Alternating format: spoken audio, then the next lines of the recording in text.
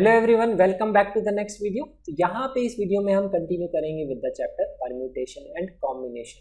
काफ़ी important chapter है। अगर आपको इसके कॉन्सेप्ट क्लियर होते हैं तो इसके क्वेश्चन सेकंड्स में सॉल्व हो जाते हैं। अब इस चैप्टर से रिलेटेड हम इस वीडियो में प्रीवियस ईयर क्वेश्चंस 2000 से 21 को एनालाइज करेंगे। सब टॉपिक्स में डिवाइड करके मैं बताऊंगा कौन कौन से सब टॉपिक्स हैं जो सबसे ज़्यादा इंपॉर्टेंट है और किसका कितना वेटेज है, कितने क्वेश्चन उसमें से पूछे गए हैं, ताकि अपनी आप जेईई मेन की तैयारी को उस तरह से टारगेट कर सकते हैं। फिर हम यहाँ पे डिस्कस करेंगे कुछ इंपॉर्टेंट कॉन्सेप्ट जो सबसे ज़्यादा रिपीटेड है। वो कॉन्सेप्ट आपको डेफिनेटली ध्यान होने चाहिए अगर आप जेईई मेन की तैयारी कर रहे हैं, क्योंकि उसी पे क्वेश्चन आने के चांसेस सबसे ज़्यादा रहते हैं।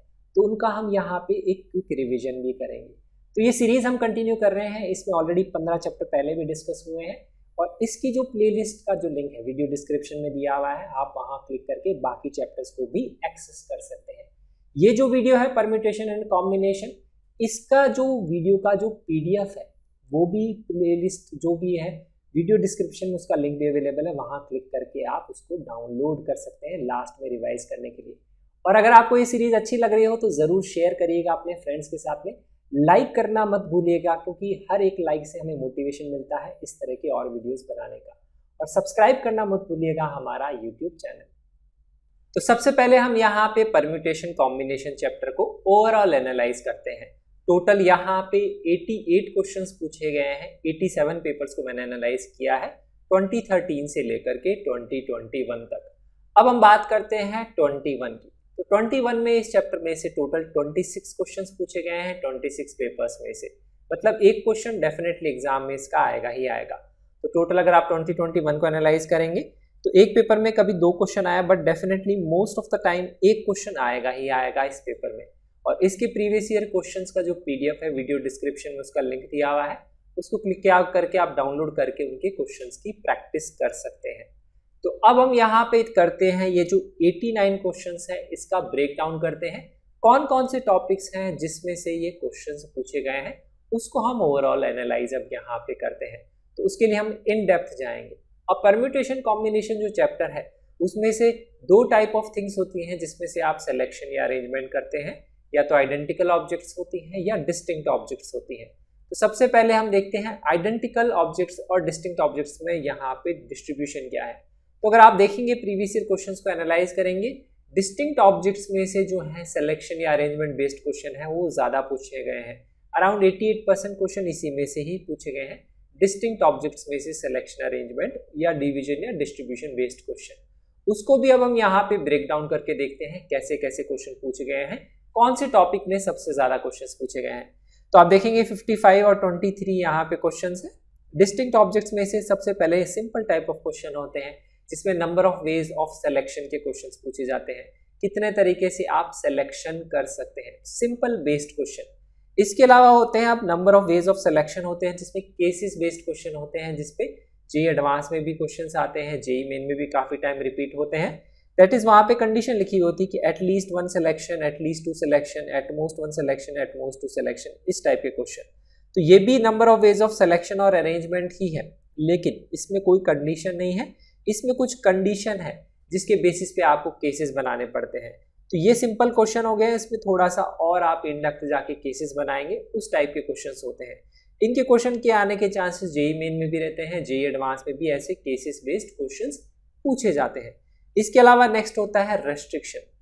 अब ये होती है कंडीशन कि यहाँ पे कि कम से कम कितने और ज़्यादा से ज़्यादा कितने सिलेक्शन करने हैं, उसके बेस पे रेस्ट्रिक्शन। अब ये जो रेस्ट्रिक्शन है ये होता है कि 2 ऑब्जेक्ट्स हमेशा साथ में रहेंगी, 2 ऑब्जेक्ट्स हमेशा अलग अलग रहेंगी। सबसे कॉमन कंडीशन यही होती है जिसको हम बॉक्स मेथड और गैप मेथड बोलते हैं, वो भी मैं आगे वीडियो में डिस्कस करूंगा। उस पे बेस्ड क्वेश्चन बनाए जाते हैं और वो जेईई एडवांस के लिए भी काफ़ी इंपॉर्टेंट है। इसके अलावा और रेस्ट्रिक्शन होती है कि किसी एक पर्टिकुलर एलिमेंट को ऑड प्लेस पे आना है, किसी को इवन प्लेस पे आना है। ऐसे हम कितनी भी रेस्ट्रिक्शंस बना सकते हैं, लेकिन उसमें जो सबसे इंपॉर्टेंट है बॉक्स और गैप मेथड, वो हम इस वीडियो में कवर करेंगे। तो उसके ऊपर बेस्ड अराउंड 12 क्वेश्चंस पूछे गए हैं प्रीवियस ईयर में। नेक्स्ट है rank of a word. Rank of a word बहुत ही सिंपल टॉपिक है। उसमें आइडेंटिकल अगर लेटर्स होते हैं या डिस्टिंक्ट लेटर्स होते हैं उस पर बनाए जाते हैं क्वेश्चन। ये रैंक ऑफ वर्ड में मैंने दोनों कंबाइन किए हैं, डिस्टिंक्ट और आइडेंटिकल, कि 2 अगर आइडेंटिकल भी है तो भी कंबाइन किया है। वैसे डिस्टिंक्ट के अंदर इसको नहीं आना चाहिए, बट इसमें मोस्टली कुछ ज़्यादा डिफरेंट कॉन्सेप्ट होता नहीं है, उसके ऊपर भी बेस्ड काफ़ी आने के चांसेस हाई रहते हैं। टोटल 5 क्वेश्चन आए हैं, तो वो भी कॉन्सेप्ट हम कवर करेंगे। नेक्स्ट है नंबर ऑफ ट्रायंगल्स, क्वाड्रिलेटरल है, डायगोनल्स, हैंडशेक्स, इसके बेस्ड जो क्वेश्चंस होते हैं। Number of games played between two teams, इस टाइप के क्वेश्चंस बनाए जाते हैं। तो वैसे 6 क्वेश्चन आए हैं। नेक्स्ट यहाँ पे है डिजिट क्वेश्चंस। ये क्वेश्चंस बहुत ज़्यादा पूछे जाते हैं जेईई मेन में, और वहाँ पे ये क्वेश्चंस 23 क्वेश्चंस आए हैं। तो ये जो 55 प्लस 23 ये जितने हो गए हैं 78 क्वेश्चन, उसमें से 23 क्वेश्चन डिजिट बेस्ड ही है। तो ज़्यादातर क्वेश्चन आने के चांसेस जो एग्जाम में रहते हैं डिजिट वाले क्वेश्चंस के काफ़ी रहते हैं। उसके बाद में एटलीस्ट एटमोस्ट के काफ़ी यहाँ पे चांसेस रहते हैं। उसके अलावा देखेंगे तो rank of a word, number of quadrilateral, ये आ भी सकता नहीं भी आ सकता, इसमें जनरली एक आता है दूसरा नहीं आता है, इस टाइप के ज़्यादा चांसेस रहते हैं। उसके अलावा हो गए फंक्शन और सबसेट से रिलेटेड क्वेश्चन। तो सबसेट्स होते हैं नंबर ऑफ सबसेट्स या number of elements in power set, इस टाइप के क्वेश्चन। उस टाइप के क्वेश्चंस को लेके प्रोबेबिलिटी में भी क्वेश्चन बनाए जाते हैं। इसके अलावा होते हैं number of functions. Number of functions का बेसिक आइडिया होना चाहिए, 1 फंक्शन, ऑन 2 फंक्शन, या नंबर ऑफ फंक्शंस कितने हम डिफाइन करते हैं। इसके अलावा उस पर कंडीशन बेस्ड क्वेश्चंस भी बनाए जाते हैं, कुछ रेस्ट्रिक्शन करके नंबर ऑफ फंक्शंस इवेल्युएट करने होते हैं। सबसे ज़्यादा सोचने वाले क्वेश्चंस वैसे यही होते हैं, क्योंकि इसमें हमें ज़्यादा सोचना पड़ता है। तो जनरली वैसे मैं इनको अवॉइड ही करता हूँ, लेकिन स्टैंडर्ड जो आपको पता होना चाहिए किस तरह से आप फंक्शंस को इवेल्युएट करते हैं नंबर्स, उस पर भी क्वेश्चन बनाए जाते हैं। तो ये है ब्रेक डाउन डिस्टिंक्ट ऑब्जेक्ट्स का, किस तरह से उस पर क्वेश्चन बनाए जाते हैं। 1 बाय 1 करके हम इसमें से डिस्कशन भी करेंगे, क्या इंपॉर्टेंट पार्ट है जो बहुत बार रिपीट होता है। इसके अलावा अब नेक्स्ट हो गया है आइडेंटिकल ऑब्जेक्ट्स। तो आइडेंटिकल ऑब्जेक्ट्स का भी क्या होता है, अरेंजमेंट होता है। जो सिंपल अरेंजमेंट है वो मैंने यहाँ पे इसमें इंक्लूड किया हुआ है, लेकिन आइडेंटिकल ऑब्जेक्ट्स में से सिलेक्शन का जो तरीका होता है और सिलेक्शन के बाद में अरेंजमेंट वाले क्वेश्चंस, या फिर उसमें होते हैं डिवीजन और डिस्ट्रीब्यूशन के क्वेश्चंस, वो क्वेश्चंस 2 डिफरेंट टाइप के क्वेश्चंस होते हैं, वो भी आते हैं एग्जाम में। तो टोटल ऐसे अराउंड 11 क्वेश्चंस आए हैं, उसका ये ब्रेक डाउन है। तो इसमें हम यहाँ पे वीडियो आगे में भी देखेंगे आइडेंटिकल ऑब्जेक्ट्स में से सिलेक्शन और अरेंजमेंट के कैसे क्वेश्चन बनाए जाते हैं, और इसमें डिवीजन और डिस्ट्रीब्यूशन जो जी एडवांस के लिए भी इंपॉर्टेंट है उस पर कैसे क्वेश्चन बनाए जाते हैं। तो ये है इसका ब्रेक डाउन पीएनसी पूरे चैप्टर का, वो जो 89 क्वेश्चंस है। अब इसमें से 1 बाय 1 करके हम टोटल 8 पॉइंट्स डिस्कशन करेंगे आगे, और उन 8 पॉइंट्स पे 8 डिफरेंट टाइप्स ऑफ क्वेश्चन है जो सबसे ज्यादा रिपीट होते हैं। क्या इंपॉर्टेंट कॉन्सेप्ट है, वैसे तो ये चैप्टर बहुत बड़ा है, सब कुछ कवर नहीं कर सकते, लेकिन उसमें से क्या क्या इंपॉर्टेंट पार्ट्स हैं जो आपको डेफिनेटली ध्यान रखने चाहिए, 1 बाय 1 करके हम यहाँ पे कवर करेंगे। अब सबसे पहला जो टॉपिक हम यहाँ डिस्कस करेंगे दैट इज एटलीस्ट और एटमोस्ट के कंडीशन के ऊपर जो बेस्ड क्वेश्चंस होते हैं कैसे बनाए जाते हैं। तो उसके लिए हम जेईई मेन 2021 का ही ये क्वेश्चन देखते हैं। इसमें क्वेश्चन में देखिए क्या लिखा हुआ। इस तरह के क्वेश्चंस काफी कॉमन होते हैं, जिसमें 3-4 ग्रुप में लिखे होते हैं, इसमें इतने स्टूडेंट्स हैं या इतने लोग हैं, फिर उसमें से आपको सिलेक्शन करना होता है। जैसे यहाँ पे क्वेश्चन देखिए कि टोटल 5 स्टूडेंट्स हैं क्लास 10 में, 6 स्टूडेंट्स हैं क्लास 11th में, 8 स्टूडेंट्स हैं क्लास 12th में। तो ये हमें क्वेश्चन में इंफॉर्मेशन दी हुई है 5, 6 और 8। फिर हमें number of ways in which 10 students can be selected. अगर 10 स्टूडेंट सेलेक्ट करने हैं तो आपको पता होगा फॉर्मूला एनसीआर का होता है, और ऑब्वियसली स्टूडेंट्स तो डिस्टिंक्ट ही होते हैं। तो वैसे अगर देखा जाता तो 5 + 6 11 + 8 19 C10 आंसर आ जाना चाहिए। लेकिन ऐसे वाले क्वेश्चंस में कंडीशन लिखी होती कि एटलीस्ट या एटमोस्ट सिलेक्शन करना होता है। जैसे यहाँ लिखा हुआ है so as to include at least 2 students from each class. हर क्लास से जब सिलेक्शन करेंगे तो 2 स्टूडेंट्स को कम से कम सेलेक्ट करना है। तो एटलीस्ट का मतलब होता है मिनिमम। तो ऐसे क्वेश्चंस को केसेस बना के सॉल्व किया जाता है। केसेस बनाने का सबसे इजी तरीका होता है, आपको जो एटलीस्ट की कंडीशन दी हुई है उसमें जितने स्टूडेंट्स दिए हुए उसका सिलेक्शन आप पहले से ही करके लिख लीजिए। तो इसमें से अगर 2 स्टूडेंट्स कम से कम सेलेक्ट करने हैं तो इसी के नीचे लिख लीजिए कि 2 आपने 6 स्टूडेंट्स ऑलरेडी सेलेक्ट कर लिए हैं। इस तरह से आप उसके नीचे वो नंबर लिख लेते हैं। आगे फिर लिखा हुआ है at most 5 students from total 11 students of class 10 and 11। तो 10th और 11th के जो स्टूडेंट्स में से आप सिलेक्शन करेंगे, एटमोस्ट का मतलब होता है मैक्सिमम। मैक्सिमम जो है 10th + 11th के स्टूडेंट्स आप कितने सेलेक्ट कर सकते हैं, 5 स्टूडेंट्स। ये हमें दिखा है। तो इसका मतलब क्या है, दिस प्लस दिस, ये जो वैल्यू है ये 5 से ज्यादा नहीं हो सकती, मैक्सिमम 5 हो सकता है। टोटल हमें 10 स्टूडेंट्स का सिलेक्शन करना है, ये हमें क्वेश्चन में दिया हुआ है। तो अब हम उसके हिसाब से केसेस बनाएंगे। तो ये जो मैंने नंबर लिखा हुआ है 2, 2 और 2, ये तो हो गया मिनिमम, इतना तो लेना ही है। तो 6 स्टूडेंट्स तो ऑलरेडी सेलेक्ट हो गए, टोटल 10 सेलेक्ट करने हैं। अब जो रिमेनिंग 4 स्टूडेंट्स हैं आप क्या करिए, 12th में से सेलेक्ट कर लीजिए या 11th में से या 10th में से, इस तरह से कि इनका सम मैक्सिमम 5 होना चाहिए और यहाँ पे इस पे कोई भी कंडीशन नहीं है। तो सबसे पहले जहाँ जो कंडीशन नहीं है उसी के हिसाब से सिलेक्शन कर लेते हैं। तो केस 1 में मैं बोलता हूँ कि जो रिमेनिंग 4 स्टूडेंट्स हैं मैं यहीं से सेलेक्ट करूँ। तो मैंने सिलेक्शन किया है 2 स्टूडेंट्स 10th में से, 2 11th में से और 6 12th में से। ऐसे हमने यहाँ पे एक सिंपल केस बना लिया। ध्यान रखिए जो रिमेनिंग स्टूडेंट्स हैं उसी को मैं यहाँ पे इस तरह से अलग अलग केसेस में लिखता हूँ। इट्स ईजियर टू थिंक, इसीलिए आप जो मिनिमम नंबर होता है वो सबको दे दीजिए, उसके अलावा जो रिमेनिंग है उसको आप डिस्ट्रीब्यूट करिए। अब लिखा हुआ है कि मैक्सिमम 5 होने चाहिए, तो इन दोनों में मैं अगर कोई भी नंबर ऐड करूंगा तो वो 5 से एक्सीड नहीं करना चाहिए। ऑलरेडी ये नंबर 4 पे, तो यहाँ पे मैं क्या कर सकता हूँ 1 ऐड कर सकता हूँ इसमें एक, तो ये हो गया टोटल मिला के 5। अब उसके बाद में जो बचे हुए होंगे ये हो गए 7, बच गए 3 क्योंकि टोटल 10 है, तो रिमेनिंग 3 मैं यहाँ ऐड कर दूंगा, यहीं पे ही ऐड होंगे क्योंकि इसका सम 5 से ज़्यादा नहीं होना चाहिए। तो ये कंडीशन हो गई। तो वैसे ही अगर जैसे मैंने यहाँ 1 ऐड किया है तो इसका केस उल्टा भी हो सकता है कि क्लास 10th में मैं 3 सेलेक्ट कर लूँ, 11th में से मैं 2 सेलेक्ट कर लूँ, तो उसके हिसाब से ये भी केस हो सकता है। फिर रिमेनिंग 3 आपकी यही आएंगे। इसके अलावा और कोई केस पॉसिबल है? नहीं पॉसिबल है, क्योंकि 4 यहाँ हो गए या फिर 5 हो सकता है, 5 के हमने दोनों केस ले लिए, यही पॉसिबल है। तो इजी तरीका ये होता है, मिनिमम आप डिफाइन कर लीजिए, जो बचे हुए हैं उसको फिर आप डिस्ट्रीब्यूट कर लीजिए, उससे आपको नंबर वहाँ मिल जाएगा। फिर number of ways of selection अगर हम देखेंगे तो 10 में से 2 सेलेक्ट, 10C2 11C2 और 5C2 6C2 और 8 में से 6 C6। इसका मल्टीप्लिकेशन प्रिंसिपल से हम निकालेंगे नंबर ऑफ वेज। ऐसे इसका निकालेंगे 5C2 6C3 और 8C5। इसका निकालेंगे 5 में से 3 5C3 6C2 8C5। इसका अगर आप यहाँ एडिशन कर देंगे तो आपको टोटल नंबर ऑफ वेज मिल जाएंगे, यही क्वेश्चन में लिखा गया था। और ये लिखा हुआ है 100K, तो K की वैल्यू कितनी आ जाएगी 238, क्योंकि 100 मल्टीप्लाइड बाय 238 ही यहाँ पे आंसर आ रहा है। इस तरह से आपको सॉल्व करना होता है। फिर से मैं बताता हूँ, तो जो एटलीस्ट होता है मिनिमम नंबर उतना आप सबको दे दीजिए, उसके अलावा जो रिमेनिंग है उसको फिर आप डिस्ट्रीब्यूट करिए कि वो मैक्सिमम को क्रॉस नहीं करना चाहिए। और डिस्ट्रीब्यूट करते वक्त आप ये ध्यान रखिए कि वहाँ पे जो टोटल नंबर है वो उससे मैच करना चाहिए। This is the easiest way to think और सॉल्व करना क्वेश्चन। ऐसे अगर आप प्रीवियस ईयर में क्वेश्चन देखेंगे तो आपको 10-11 क्वेश्चन मेरे हिसाब से दिख जाएंगे, उनकी आप जरूर प्रैक्टिस करिएगा। अब हम देखते हैं नेक्स्ट टाइप ऑफ क्वेश्चन जो काफी कॉमन है, that is number of lines, quadrilateral triangles, उसके बाद में होगी डायगोनल्स और हैंडशेक्स या नंबर ऑफ गेम्स से रिलेटेड क्वेश्चन। ऐसे भी क्वेश्चन आपको प्रीवियस ईयर में काफी देखने को मिलेंगे।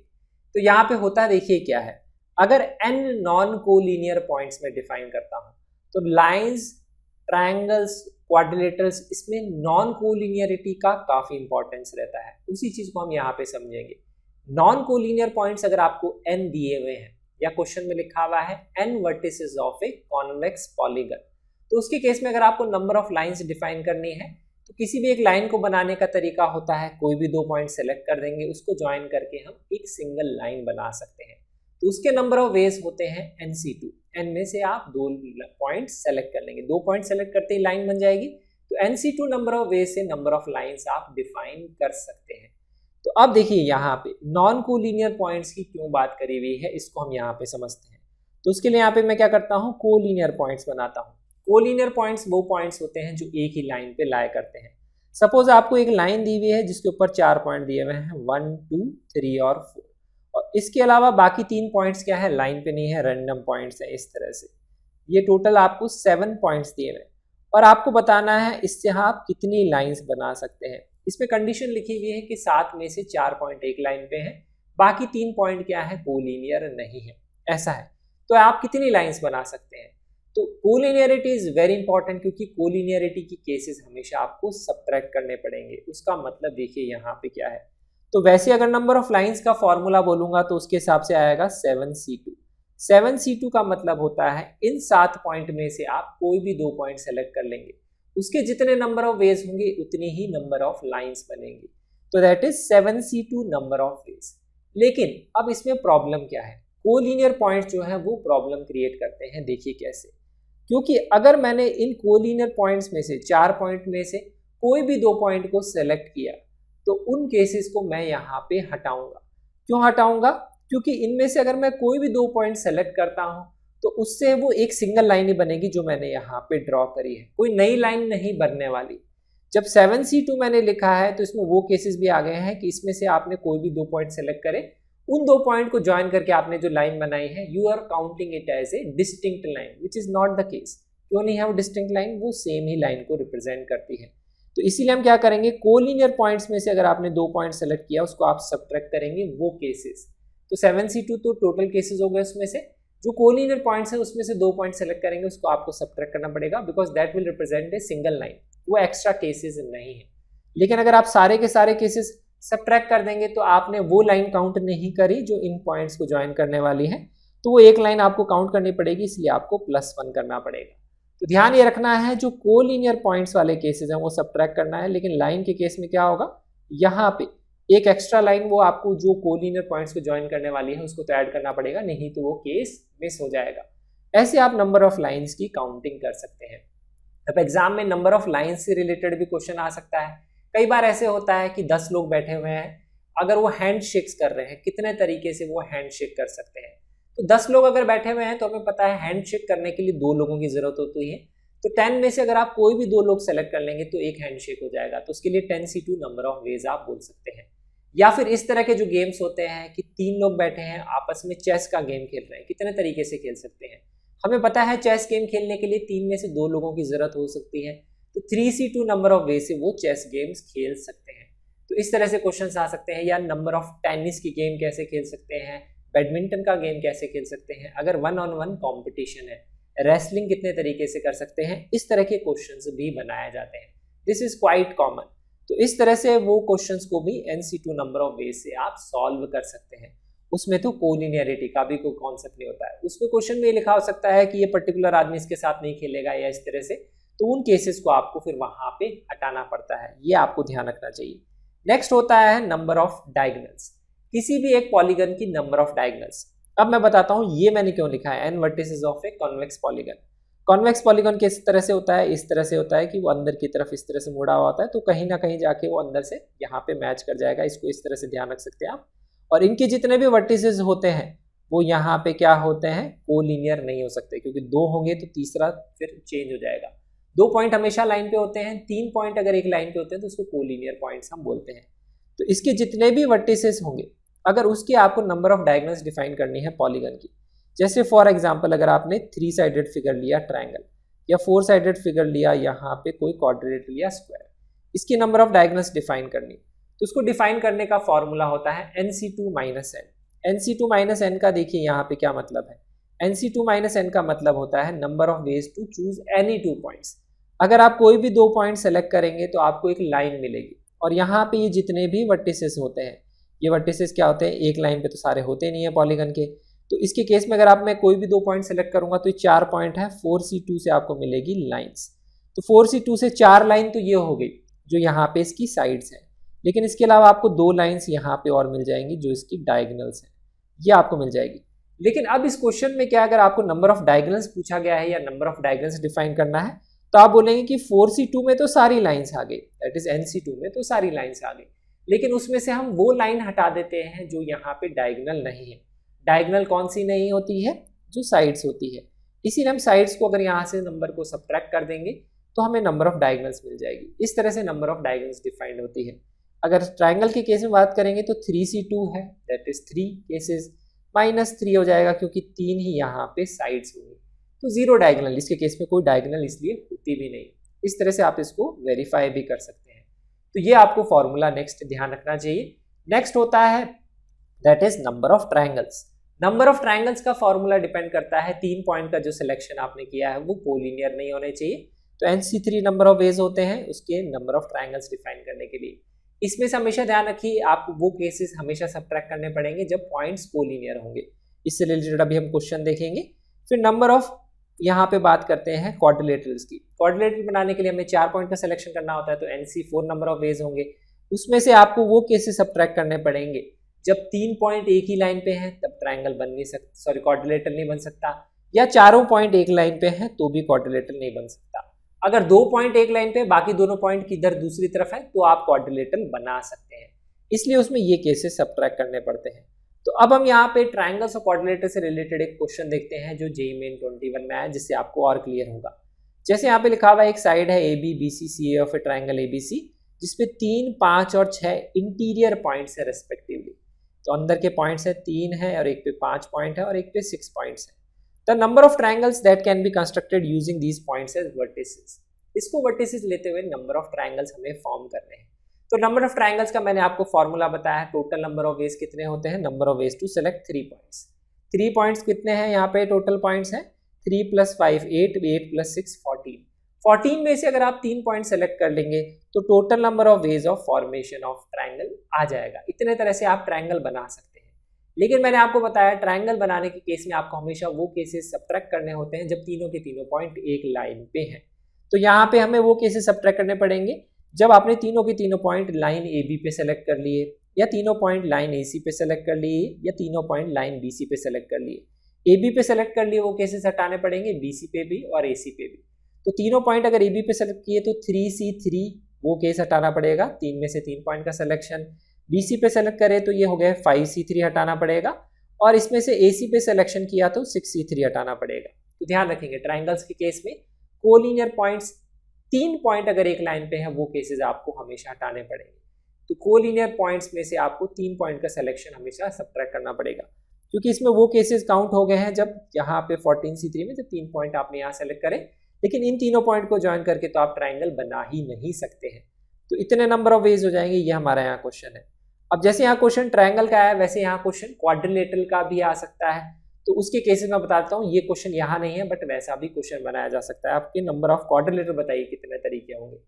क्वाड्रिलेटर बनाने के लिए हमें क्या चाहिए होते हैं, 4 पॉइंट का सिलेक्शन। तो इसमें भी वही करेंगे, आप टोटल निकालेंगे उसमें से सब्ट्रैक्शन करेंगे। तो टोटल नंबर ऑफ वेज हो जाएंगे 14C4। कोई भी 4 पॉइंट आप सेलेक्ट कर लीजिए, लेकिन इसमें से हमें वो केसेस हटाने पड़ेंगे जब चारों के चारों पॉइंट एक लाइन पे हैं, क्योंकि चारों के चारों पॉइंट एक लाइन पे होंगे तो उनको ज्वाइन करके क्वाड्रिलेटर तो बनेगा नहीं, वो तो एक लाइन बनेगी। या फिर वो केसेस हटाने पड़ेंगे जब 3 पॉइंट एक लाइन पे हैं, उसके केस में भी एक ट्राइंगल ही बन सकता है। जैसे देखिए 3 पॉइंट एक लाइन पे हैं और जो चौथा पॉइंट है आपने ले लिया है इस तरह बाहर, तो अगर आप इसको ज्वाइन करेंगे तो एक ट्राइंगल ही बन सकता है, क्वाड्रिलेटरल नहीं बन सकता। तो वो केसेस हटाने पड़ेंगे। लेकिन ऐसा केस हो कि जब 2 पॉइंट एक लाइन पे हैं बाकी 2 पॉइंट एक लाइन पे, वो आप ले सकते हैं, उसमें क्वाड्रिलेटरल बन जाएगा। तो वो केसेस नहीं हटाने। तो क्वाड्रिलेटरल केस में हमें वो केसेस हटाने होते हैं जब चारों पॉइंट एक लाइन पे हैं, चारों पॉइंट कोलिनियर है, वो केसेस हटाने पड़ेंगे। चारों पॉइंट कोलिनियर किस में हो सकते हैं, इसमें तो हो नहीं सकते, इसमें 3 ही पॉइंट है। तो या तो अगर आपने चारों पॉइंट यहाँ से सेलेक्ट करें या यहाँ से सेलेक्ट करें, वो हटाने पड़ेंगे। तो 5C4 और 6C4 इसका जो एडिशन नंबर ऑफ केसेस है ये आपको सब्ट्रैक्ट करना पड़ेगा। फिर आप हटाएंगे केसेस जब तीनों पॉइंट एक लाइन पे हैं। जब 3 पॉइंट एक लाइन पे हैं तब कौन से केसेस होंगे। अब 3 पॉइंट एक लाइन पे हमारे 3 केस हो सकते हैं कि तीनों पॉइंट आपने ए बी पे ले लिए, तीनों पॉइंट आपने बी सी पे ले लिए, या तीनों पॉइंट आपने ए सी पे ले लिए। पहला केस लेते हैं, तीनों पॉइंट आपने ए बी पे ले लिए। तो तीनों पॉइंट ए बी पे ले लेंगे तो 3C3 नंबर ऑफ वे से आप सिलेक्शन कर सकते हैं 3 पॉइंट का। लेकिन ध्यान रखिए क्वाड्रिलेटर के 4 पॉइंट का सिलेक्शन चाहिए, तो चौथा पॉइंट को सिलेक्ट करना पड़ेगा। चौथा पॉइंट मैंने कहाँ पे लिया है, इन 6 में से एक पॉइंट, तो उससे हमने मल्टीप्लाई किया 4 पॉइंट का सिलेक्शन मल्टीप्लीकेशन प्रिंसिपल से, ये सब्ट्रैक्ट करना पड़ेगा। फिर यहाँ पे मैं ले लिए, अगर 3 पॉइंट यहाँ लिए हैं, चौथा पॉइंट मैं इसमें से भी ले सकता हूँ, तो 3C3 और 5C1 का मल्टीप्लीकेशन। ये वाले वो केसेस हो गए जब 3 पॉइंट ए बी पे लिए हैं, चौथा पॉइंट ए सी पे भी हो सकता है, बी सी पे भी हो सकता है, उसके केस में क्वाड्रिलेटरल नहीं बनेगा, ये केसेस सब्ट्रैक्ट करें। सेम तरह से जैसे मैंने ए बी के लिए लिया है, अब तीनों पॉइंट मैं ले लेता हूँ बी सी पे, बी सी पे ले लूंगा, चौथा पॉइंट मैं ए बी पे ले सकता हूँ, चौथा पॉइंट मैं ए सी पे ले सकता हूँ। तो 5C3 multiplied by 3C1, 5C3 multiplied by 6C1, ये केसेस आपको सब्ट्रैक्ट करने पड़ेंगे। फिर नेक्स्ट केस ले लेंगे, तीनों पॉइंट मैंने इस पे ले लिए 6C3 और चौथा पॉइंट यहाँ लिया 3C1, 6C3 चौथा पॉइंट यहाँ लिया 5C1, ये सब्ट्रैक्ट करेंगे। तो ये अगर आप टोटल सब्ट्रैक्ट कर लेंगे इसमें से तो नंबर ऑफ क्वाड्रिलेटरल में जाएंगे। ऐसा भी क्वेश्चन बनाया जा सकता है। तो लाइंस हो गए हैं, डायगोनल्स हो गई हैं, क्वाड्रिलेटरल्स हो गए हैं, ट्रायंगल्स हो गए हैं। अब मैं डायगोनल्स वाला जो है उसकी बात करता हूं आपको, उसका क्वेश्चन और किस डिफरेंट तरीके से लिखा जा सकता है जो आपको पहचान में नहीं आएगा कि वो डायगोनल्स का क्वेश्चन है। वैसे एक क्वेश्चन देखते हैं जेईई मेन 2020 का। इस तरह का क्वेश्चन जेईई एडवांस में भी आया है, शायद यही क्वेश्चन जेईई एडवांस में आया है, so it becomes very important also. देखो यहाँ क्या लिखा गया है, n ग्रेटर देन 2 एक इंटीजर है, suppose that there are n metro station in a city located around a circular path. तो n metro station circular path पे है। तो ध्यान रखिए n vertices of a polygon की जगह क्वेश्चन में कई बार क्या होता है, सर्कल पे n पॉइंट्स दिए हुए होते हैं, ऐसे भी लिखा हुआ हो सकता है जैसे यहाँ पे है। Each pair of nearest station is joined by straight track only. फिर आगे लिखा हुआ है each pair of nearest station is connected by blue line. तो यहाँ पे हम क्या करेंगे, नियरेस्ट स्टेशन ये है, इसके पास का ये स्टेशन है, इसको ब्लू लाइन से ज्वाइन करेंगे, इसको भी ब्लू लाइन से, इसको भी, इसको भी, इसको भी। तो नियरेस्ट स्टेशन को हमें ब्लू लाइन से ज्वाइन करना है। अब n स्टेशन है, मैंने कुछ ही पॉइंट्स बनाए, ऐसे और भी आपको यहाँ बनाने पड़ सकते हैं। Whereas the remaining pair of stations are connected by a red line। अब हम क्या करेंगे, इसको नियरेस्ट से ज्वाइन किया ब्लू लाइन से, इसको अगर हम कहीं और से ज्वाइन करेंगे, जैसे इसको मैंने यहाँ से ज्वाइन किया तो उसको रेड लाइन से ज्वाइन करना है। इसको मैं यहाँ से ज्वाइन करूंगा तो भी रेड लाइन से, इसको यहाँ से ज्वाइन करूंगा तो भी रेड लाइन से। तो ऐसी बहुत सारी रेड लाइन्स बन सकती हैं, जैसा हमें यहाँ पे समझ में आ रहा है। बाकी तो ब्लू लाइन्स बनेगी। अब इसको मैं यहाँ से भी ज्वाइन कर सकता हूँ, इसको मैंने यहाँ से तो कर दिया, इसको मैं यहाँ से भी कर सकता हूँ। तो कहने का मतलब ये है, जो आसपास वाले पॉइंट को ज्वाइन करने वाली लाइन है, उसके अलावा जितनी भी लाइंस बनेगी इसके अंदर, वो सारी लाइंस क्या है, रेड लाइन। और आपने अगर देखा होगा तो अगर मैं इसका एक n वर्टिसेस का पॉलीगन बनाऊं तो ये उसकी सारी क्या है, डायगोनल्स ही है। तो रेड लाइंस बेसिकली डिफाइन करती हैं डायगोनल्स को, और जो ये है ये रिप्रेजेंट करती है साइड्स ऑफ ए पॉलीगन। तो ये हम अभी ऑलरेडी पढ़ चुके हैं कि रेड लाइंस कितनी होंगी और टोटल लाइंस कितनी होंगी। टोटल लाइंस तो NC2 होंगी, total number of straight lines इतनी हो जाएंगी।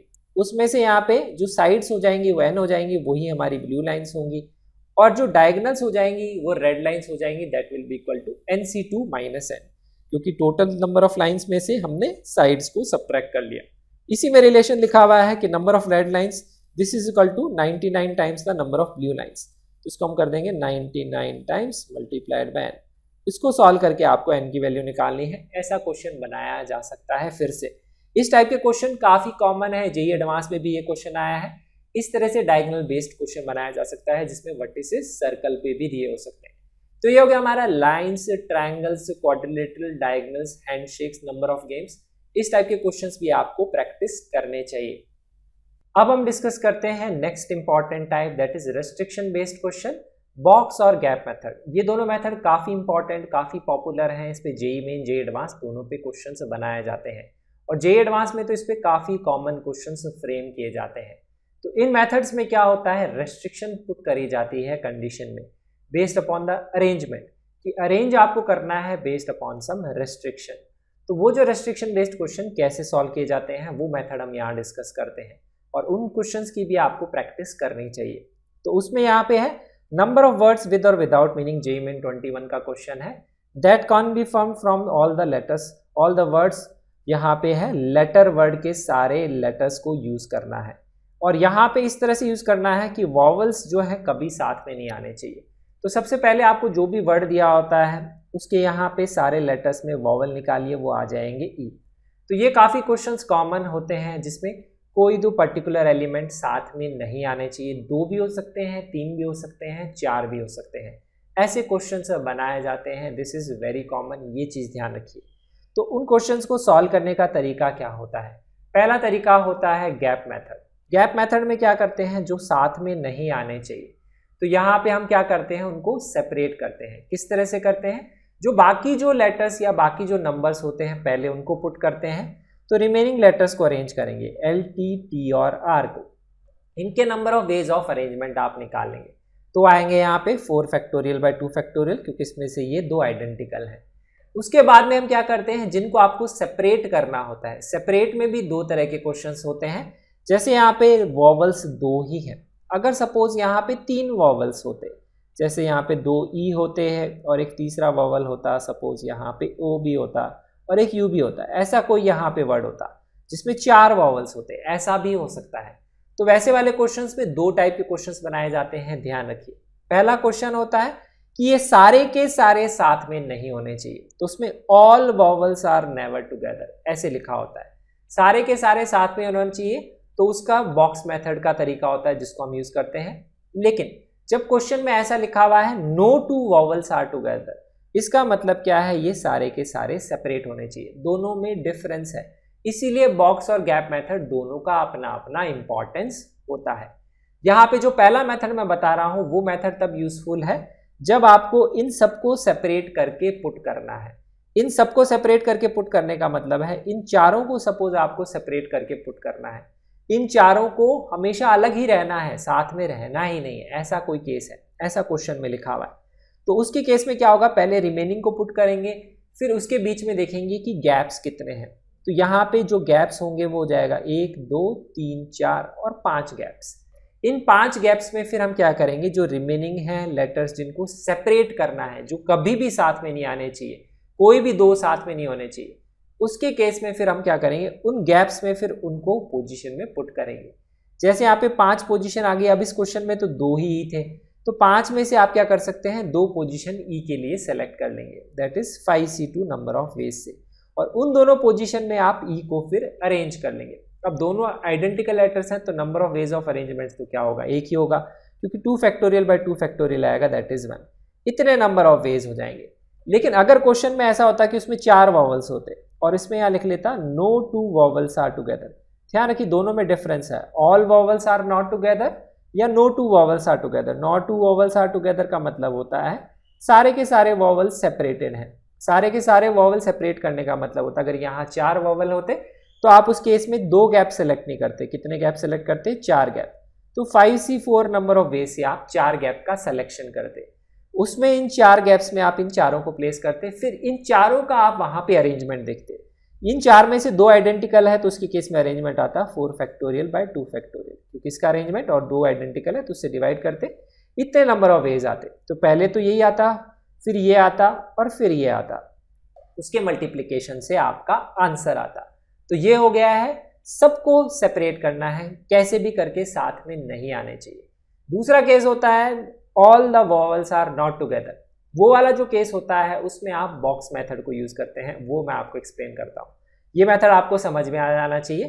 तो इस केस में तो क्या है, इस क्वेश्चन में 2 ही वॉवल्स हैं तो आप बॉक्स और गैप में से कोई भी मेथड यूज कर सकते हैं। लेकिन जब 2 से ज्यादा वॉवल्स होते और उसमें लिखा होता वो सारे के सारे अलग होने चाहिए, तो दोनों केस आपको ध्यान रखने हैं, no 2 vowels are together, all vowels are not together, दोनों में डिफरेंस होता है। तो यहाँ पे नो 2 वॉवल्स वाला केस मैंने बताया आपको कैसे करना है, गैप्स में उनको प्लेस करना होता है। अब यहाँ पे जब लिखा हुआ है इसमें 2 ही वॉवल्स हैं तो दोनों तरीके से सॉल्व हो सकता है। बॉक्स मेथड को समझते हैं। तो बॉक्स मेथड क्या होता है, एक ऐसा मेथड होता है जिसमें हम क्या करते हैं, वो वेज कैलकुलेट करते हैं जिसमें आपको एक पर्टिकुलर सेट ऑफ ऑब्जेक्ट्स को हमेशा एक साथ रखना होता है, हम वो केसेस इवेल्युएट यहाँ पे करते हैं। तो इस वाले क्वेश्चन को बॉक्स मेथड से हम ऐसे कर सकते हैं, टोटल नंबर ऑफ वर्ड्स निकाल लेते हैं इसके अरेंजमेंट से, 6 फैक्टोरियल बाय 2 फैक्टोरियल 2 फैक्टोरियल, उसमें वो सारे केस आ जाएंगे जो वॉवल टुगेदर भी हैं नहीं भी हैं, उसमें से हम वो केस सब्ट्रैक्ट करेंगे जिसमें ये जो वॉवल है हमेशा टुगेदर है, ई और ई, तो ये हमेशा टुगेदर है। जिनको भी आपको हमेशा टुगेदर है आपको इवेल्युएट करना है तो उनको आप एक बॉक्स में पुट करते हैं, this will act as a separate box, और बाकी जो आपके हैं 4 बॉक्सेस अलग सेपरेट आप काउंट करेंगे। तो इस तरह से आपको इसको यहाँ पे साथ में पुट करना होता है। इसके नंबर ऑफ वेज अगर आप निकालेंगे तो 5 बॉक्सेस का अरेंजमेंट देखेंगे, 5 फैक्टोरियल बाय 2 फैक्टोरियल, क्योंकि 2 बॉक्सेस आइडेंटिकल हैं टी और टी के। फिर इस बॉक्स के अंदर आपको इसका इंटरनल अरेंजमेंट भी देखना होता है, ई और ई का आपस में internal arrangement 2 factorial by 2 factorial, 1 number of ways ही आएगा, तो ये आपका आंसर आ जाएगा। ऐसे भी आप सॉल्व कर सकते हैं। तो मैंने आपको 2 चीजें बताई, इस तरह से क्वेश्चन आता है कि एक तो होता है नो 2 वॉवल्स आर टुगेदर, एक तो ये होता है, ध्यान रखिए, और एक होता है all vowels are not together, दोनों में फर्क है। नो 2 वॉवल्स आर टुगेदर अगर करना है तो हमेशा गैप मेथड से ही सॉल्व करिए, नहीं तो गलत हो जाएगा। All vowels are not together जब लिखा हुआ है या लिखा हुआ है ऑल वॉवल्स आर टुगेदर, तो उसके केस में आप बॉक्स मेथड यूज करिए, क्योंकि अगर सपोज यहाँ पे 4 वॉवल हो जाते, दैट इज यहाँ वॉवल हो जाते ई और ओ और यू, ऐसे हो जाता, तो उसके केस में अगर ऑल वॉवल्स आर टुगेदर होता तो आप इन चारों को एक बॉक्स में डालते और बाकी जो 4 बॉक्सेस हैं एल टी टी आर वो आप यहाँ पे लिख लेते। तो ये वो केसेस हो जाते जब सारे के सारे वॉवल साथ में, तो उसके केस में अगर आप यहाँ निकालते तो यहाँ आ जाता that is 5 factorial by 2 factorial, ये तो आना ही था, और इसका भी इंटरनल अरेंजमेंट आप देखते तो अब ये 4 फैक्टोरियल बाय 2 फैक्टोरियल आता क्योंकि 2 आइडेंटिकल हैं। ये हो जाते जब ये चारों वॉवल साथ में। तो अगर आपको क्वेश्चन आता all vowels are not together, तो टोटल नंबर ऑफ वर्ड्स जितने भी होते हैं उसमें से अगर आप ये सब्ट्रैक्ट कर देते तो all vowels are not together आ जाता, ऑल होना चाहिए। लेकिन अगर नो 2 वॉवल्स है और 2 से ज्यादा वॉवल हैं तो उसके केस में उनको सेपरेट करना है, तो उसके केस में ज्यादा इजी या सोचने वाला ये रहता है कि हमेशा बाकी को प्लेस करिए, उनके गैप्स में फिर आपको उनको प्लेस करना होता है। तो ये इंपॉर्टेंट 2 मेथड्स हैं, इससे रिलेटेड भी क्वेश्चंस की प्रैक्टिस करनी चाहिए। This is very important method for JEE main as well as JEE advanced questions. अब हम यहाँ पे next type of question discuss कर लेते हैं, that is rank of a word. ये भी क्वेश्चन काफी कॉमन है, काफी सिंपल कॉन्सेप्ट में बनाए जाते हैं। इन जनरली तो ऐसे क्वेश्चन में क्या होता है, किसी एक वर्ड की पोजीशन ही डिक्शनरी में फाइंड करनी होती है। ये क्वेश्चन है जेईई मेन 2021 का, लेकिन उसमें भी क्या है, रेस्ट्रिक्शन पुट कर दी गई। जैसे यहाँ पे फार्मर वर्ड की बात हो रही है, लेकिन इसमें क्वेश्चन में डाल दिया कि वो सारे केसेस हमें लेने हैं जिसमें 2 आर साथ में अपीयर नहीं हो रहे हैं, एक्सक्लूडिंग दोज केसेस। तो वो वाले वर्ड सारे हमें हटाने हैं। तो रैंक ऑफ वर्ड में थोड़ा सा ट्विस्ट कर दिया गया, तो जो साथ में लेने हैं, इसका मतलब जो साथ में नहीं लेने हैं हम वो यहाँ पे इवेलुएट कर लेंगे और टोटल में से सब्ट्रैक्ट कर लेंगे, जैसा अभी हमने बॉक्स मेथड में डिस्कस किया। तो एक अच्छा क्वेश्चन बनाया गया था, रैंक ऑफ वर्ड पे ही बेस्ड है। जो भी क्वेश्चन है जिसकी डिक्शनरी में पोजीशन निकालनी होती है वर्ड की, पहले आपको उसके लेटर्स को लिखना होता है अल्फाबेटिकली। तो AEFMRR ऐसा हम इसलिए लिखते हैं क्योंकि अगर आप किसी भी डिक्शनरी की बात करेंगे तो डिक्शनरी में यहाँ पे सेक्शंस होते हैं। अगर आप डिक्शनरी देखेंगे तो उसमें A से लेकर के Z तक सारे के सारे लेटर्स होते हैं। पहला जो लेटर होता है A, पहला सेक्शन उसी का होता है, उसमें सिर्फ A के ही वर्ड्स होते हैं स्टार्टिंग फ्रॉम A। फिर दूसरा सेक्शन होता है B का, उसमें B से स्टार्टिंग वाले वर्ड होते हैं। फिर तीसरा सेक्शन C का, उसमें C से स्टार्टिंग वाले वर्ड होते हैं। इस तरह से वर्ड्स होते हैं। तो जब यहाँ फार्मर की बात करूंगा तो उसमें अगर अल्फाबेटिकली देखेंगे तो पहले A वाले वर्ड्स आएंगे, फिर E वाले वर्ड्स आएंगे, फिर F वाले, फिर M वाले, फिर R वाले। टोटल 5 ही सेक्शंस होंगे, इसीलिए अल्फाबेटिकली लिखते हैं। तो अगर हमें फार्मर की पोजीशन चाहिए तो हमें F के सेक्शन में मिलेगी, लेकिन उसके लिए आपको पहले A और E सेक्शन क्रॉस करना पड़ेगा। तो उसके लिए हम क्या करेंगे, A के सेक्शन के वर्ड यहाँ पे निकालेंगे कितने होंगे।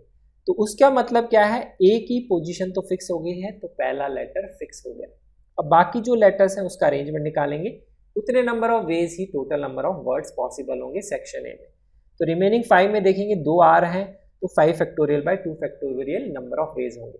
लेकिन इसमें से हमें वो वर्ड्स हटाने हैं जिसमें आर साथ में है, तो आर साथ वाले वर्ड काउंट कर लेते हैं। तो उसके लिए आर को एक बॉक्स में डाल दिया साथ में, और रिमेनिंग जो है उनका अब हम यहाँ पे अरेंजमेंट निकाल लेंगे। तो ए से तो स्टार्ट हो गया, वो ठीक है। अब आर को भी हमने एक बॉक्स में डाल दिया, तो अब रिमेनिंग बॉक्स कितने रह गए हैं, वहां पे रह जाएगा ए तो हट गया, एम बच जाएगा, ई बच जाएगा, एफ बच जाएगा। तो उसके केस में यहाँ पे एम, ई और एफ वो वाले केसेस हम सब्ट्रैक्ट कर लेंगे जिसमें आर साथ में है, स्टार्टिंग विद ए ही होना चाहिए। तो उसके केस में आएगा 4 बॉक्सेस का अरेंजमेंट 4 फैक्टोरियल, और यहाँ पे इस बॉक्स के अंदर का अरेंजमेंट तो 1 ही आएगा, that is 2 factorial by 2 factorial. तो इसमें से अगर आप ये सब्ट्रैक्ट कर लेंगे तो वो केसेस हो गए जिसमें स्टार्टिंग तो ए से हो रही है, लेकिन उसमें जो है आर साथ में नहीं है, क्योंकि इनमें जो है 5 फैक्टोरियल बाय 2 फैक्टोरियल उसमें सारे केसेस में आर साथ में भी है और नहीं भी है। तो आर साथ वाले आप सब्ट्रैक्ट इस तरह से कर सकते हैं।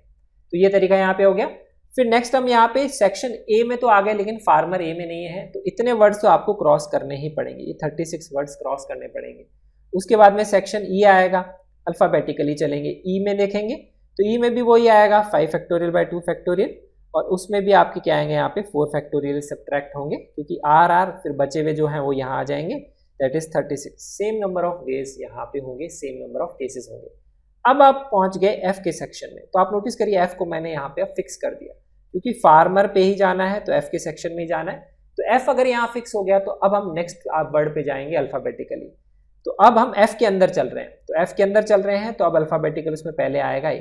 अब ए भी फार्मर में ए चाहिए, तो ए भी हमारा फिक्स हो गया, तो एफ है उसके सेक्शन में। अब हम चले गए एफ ए में, अब एफ ए के सेक्शन में जाएंगे अल्फाबेटिकली, तो एफ और ए तो कंज्यूम हो गए। अब नेक्स्ट अल्फाबेटिकल लेटर है ई, तो एफ ए और ई वाले कितने वर्ड्स होंगे वो काउंट करेंगे। तो रिमेनिंग लेटर्स का हम यहाँ पे अरेंजमेंट देखेंगे, तो आएगा 3 फैक्टोरियल बाय 2 फैक्टोरियल, क्योंकि 2 आर है और 1 एम है, इतने नंबर ऑफ वेज होंगे। उसमें से हम सब्ट्रैक्ट करेंगे वो केसेस जिसमें 2 आर साथ में, तो 2 आर अगर साथ में होंगे तो बच गया 1 एम, तो वो 2 फैक्टोरियल नंबर ऑफ वेज होंगे, वो सब्ट्रैक्ट करने पड़ेंगे, वही होगा यहाँ पे, क्योंकि 2 ही बॉक्सेस का अरेंजमेंट आएगा, क्योंकि ये 3 तो फिक्स हो गए हैं, ध्यान रखिए, और ये केसेस आ जाएंगे 1, तो आप इसको इवेलुएट कर सकते हैं। तो एफ ए ई वाले केसेस जिसमें आर साथ में नहीं है वो एक ही वर्ड वहां पे होगा। फिर ई के बाद में अल्फाबेटिकली चलेंगे, अब यहाँ पे आ गए थे हम, तो एफ और ए तो फिक्स हो गए, ई के बाद में अल्फाबेटिकली आएगा एम, तो एफ ए एम वाले वर्ड काउंट करने पड़ेंगे, तो वो काउंट करेंगे, फिर वो उतने ही केसेस आएंगे, 3 factorial by 2 factorial minus 2 factorial that is 1, same ही अब केसेस हो जाएंगे।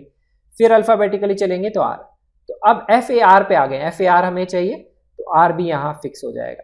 तो एक बार हमारा एफ ए आर फिक्स हो गया तो अब देखिए यहाँ पहुँच गए हम, एफ था, ए था, आर था, ये तीनों यहाँ कंज्यूम हो गए, तो हम एफ थे, एफ के अंदर चले एफ ए में, फिर एफ ए में हम पहुँच गए हैं हम एफ ए आर में, फिर एफ ए आर में अब हम चलेंगे अल्फाबेटिकली, तो एफ ए आर के बाद में अल्फाबेटिकली अब ई ही आएगा, तो ई यहाँ पुट कर देंगे।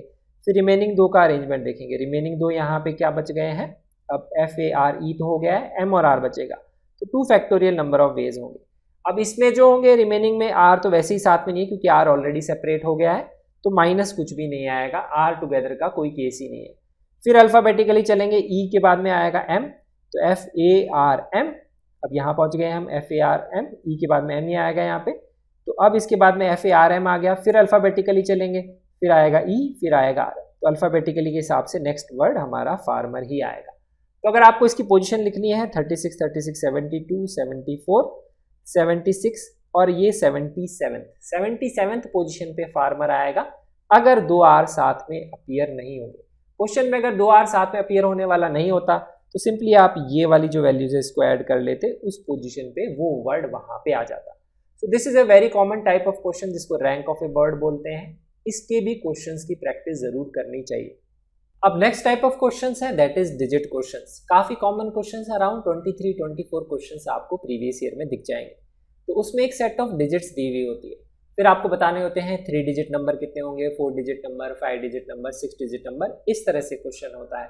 तो उसमें एक तो ध्यान रखना होता है कितने डिजिट का नंबर है, फिर उसमें ऐसे भी कंडीशन लिखी हो सकती है कि number greater than 500, less than 500, greater than 1000, इस तरह की कंडीशंस भी दी हुई होती है।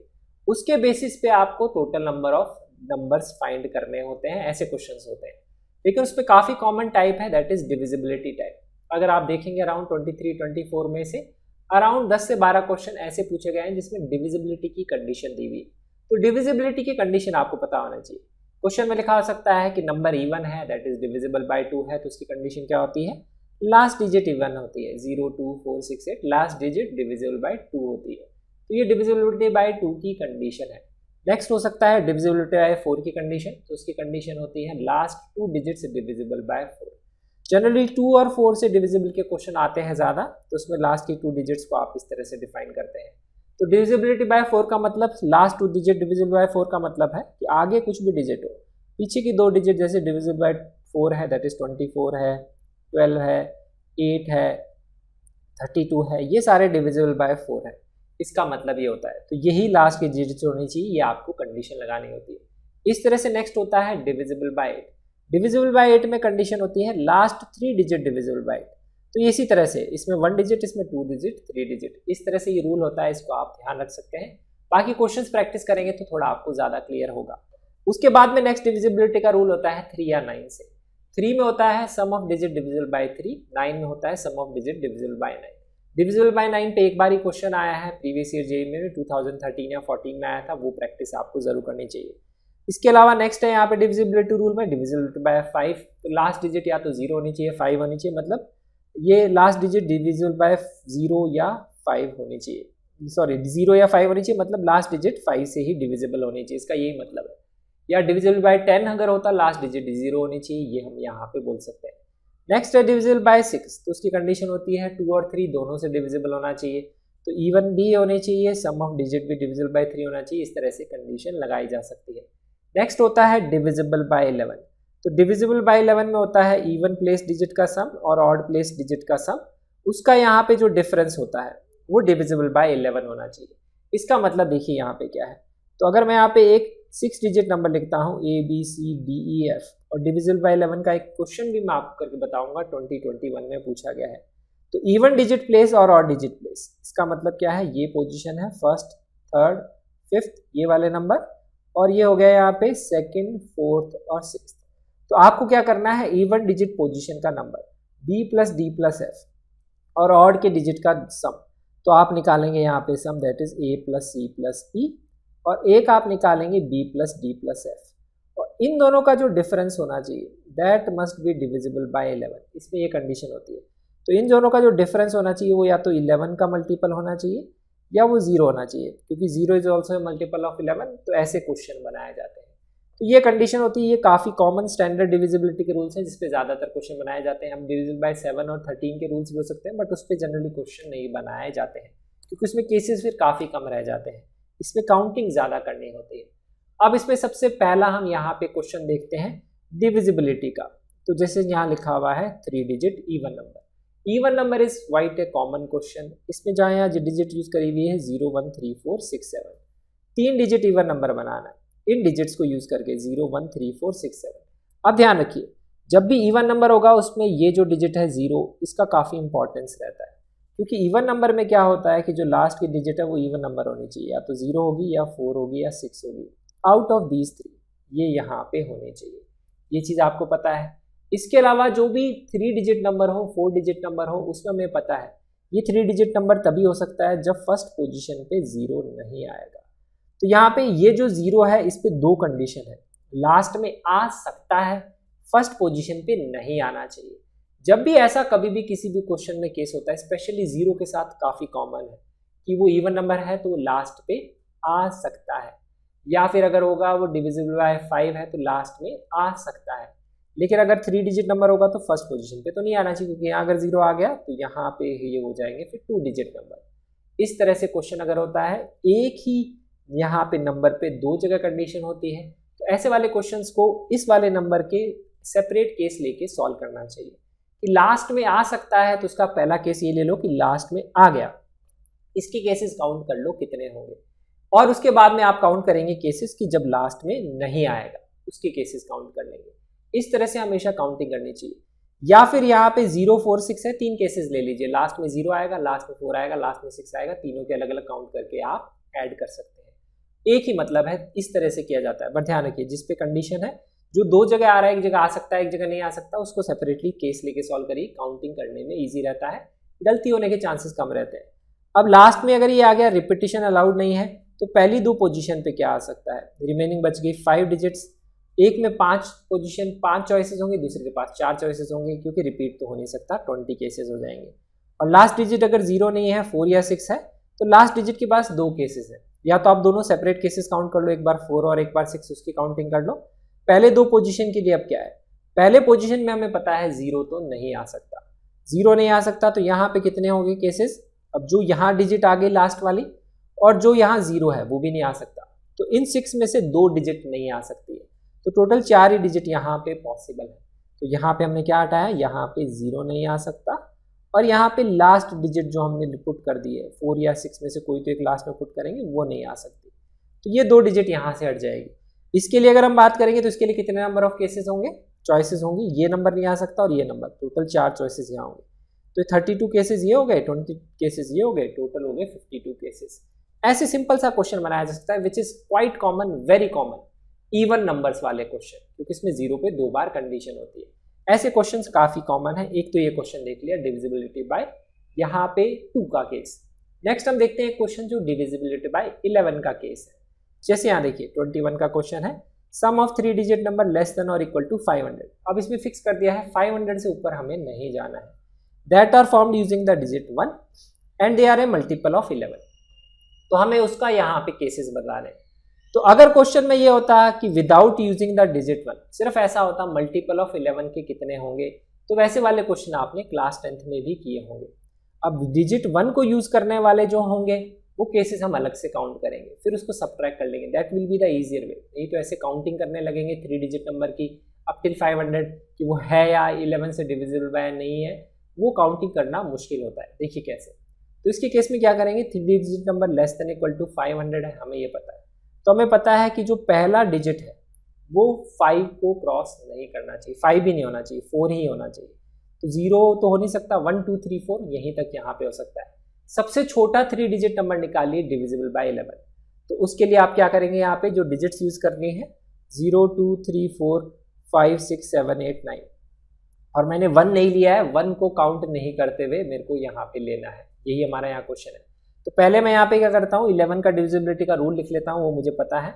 अगर इवन प्लेस पे देखेंगे और ऑड प्लेस पे देखेंगे उसका डिफरेंस, तो x plus Z minus Y या तो 0 होना चाहिए या 11 का मल्टीपल 11 के होना चाहिए, ये भी 11 का वैसे मल्टीपल ही है, तो या तो 0 होना चाहिए, 11 होना चाहिए, 22, 33, इस तरह से वो आंसर आना चाहिए।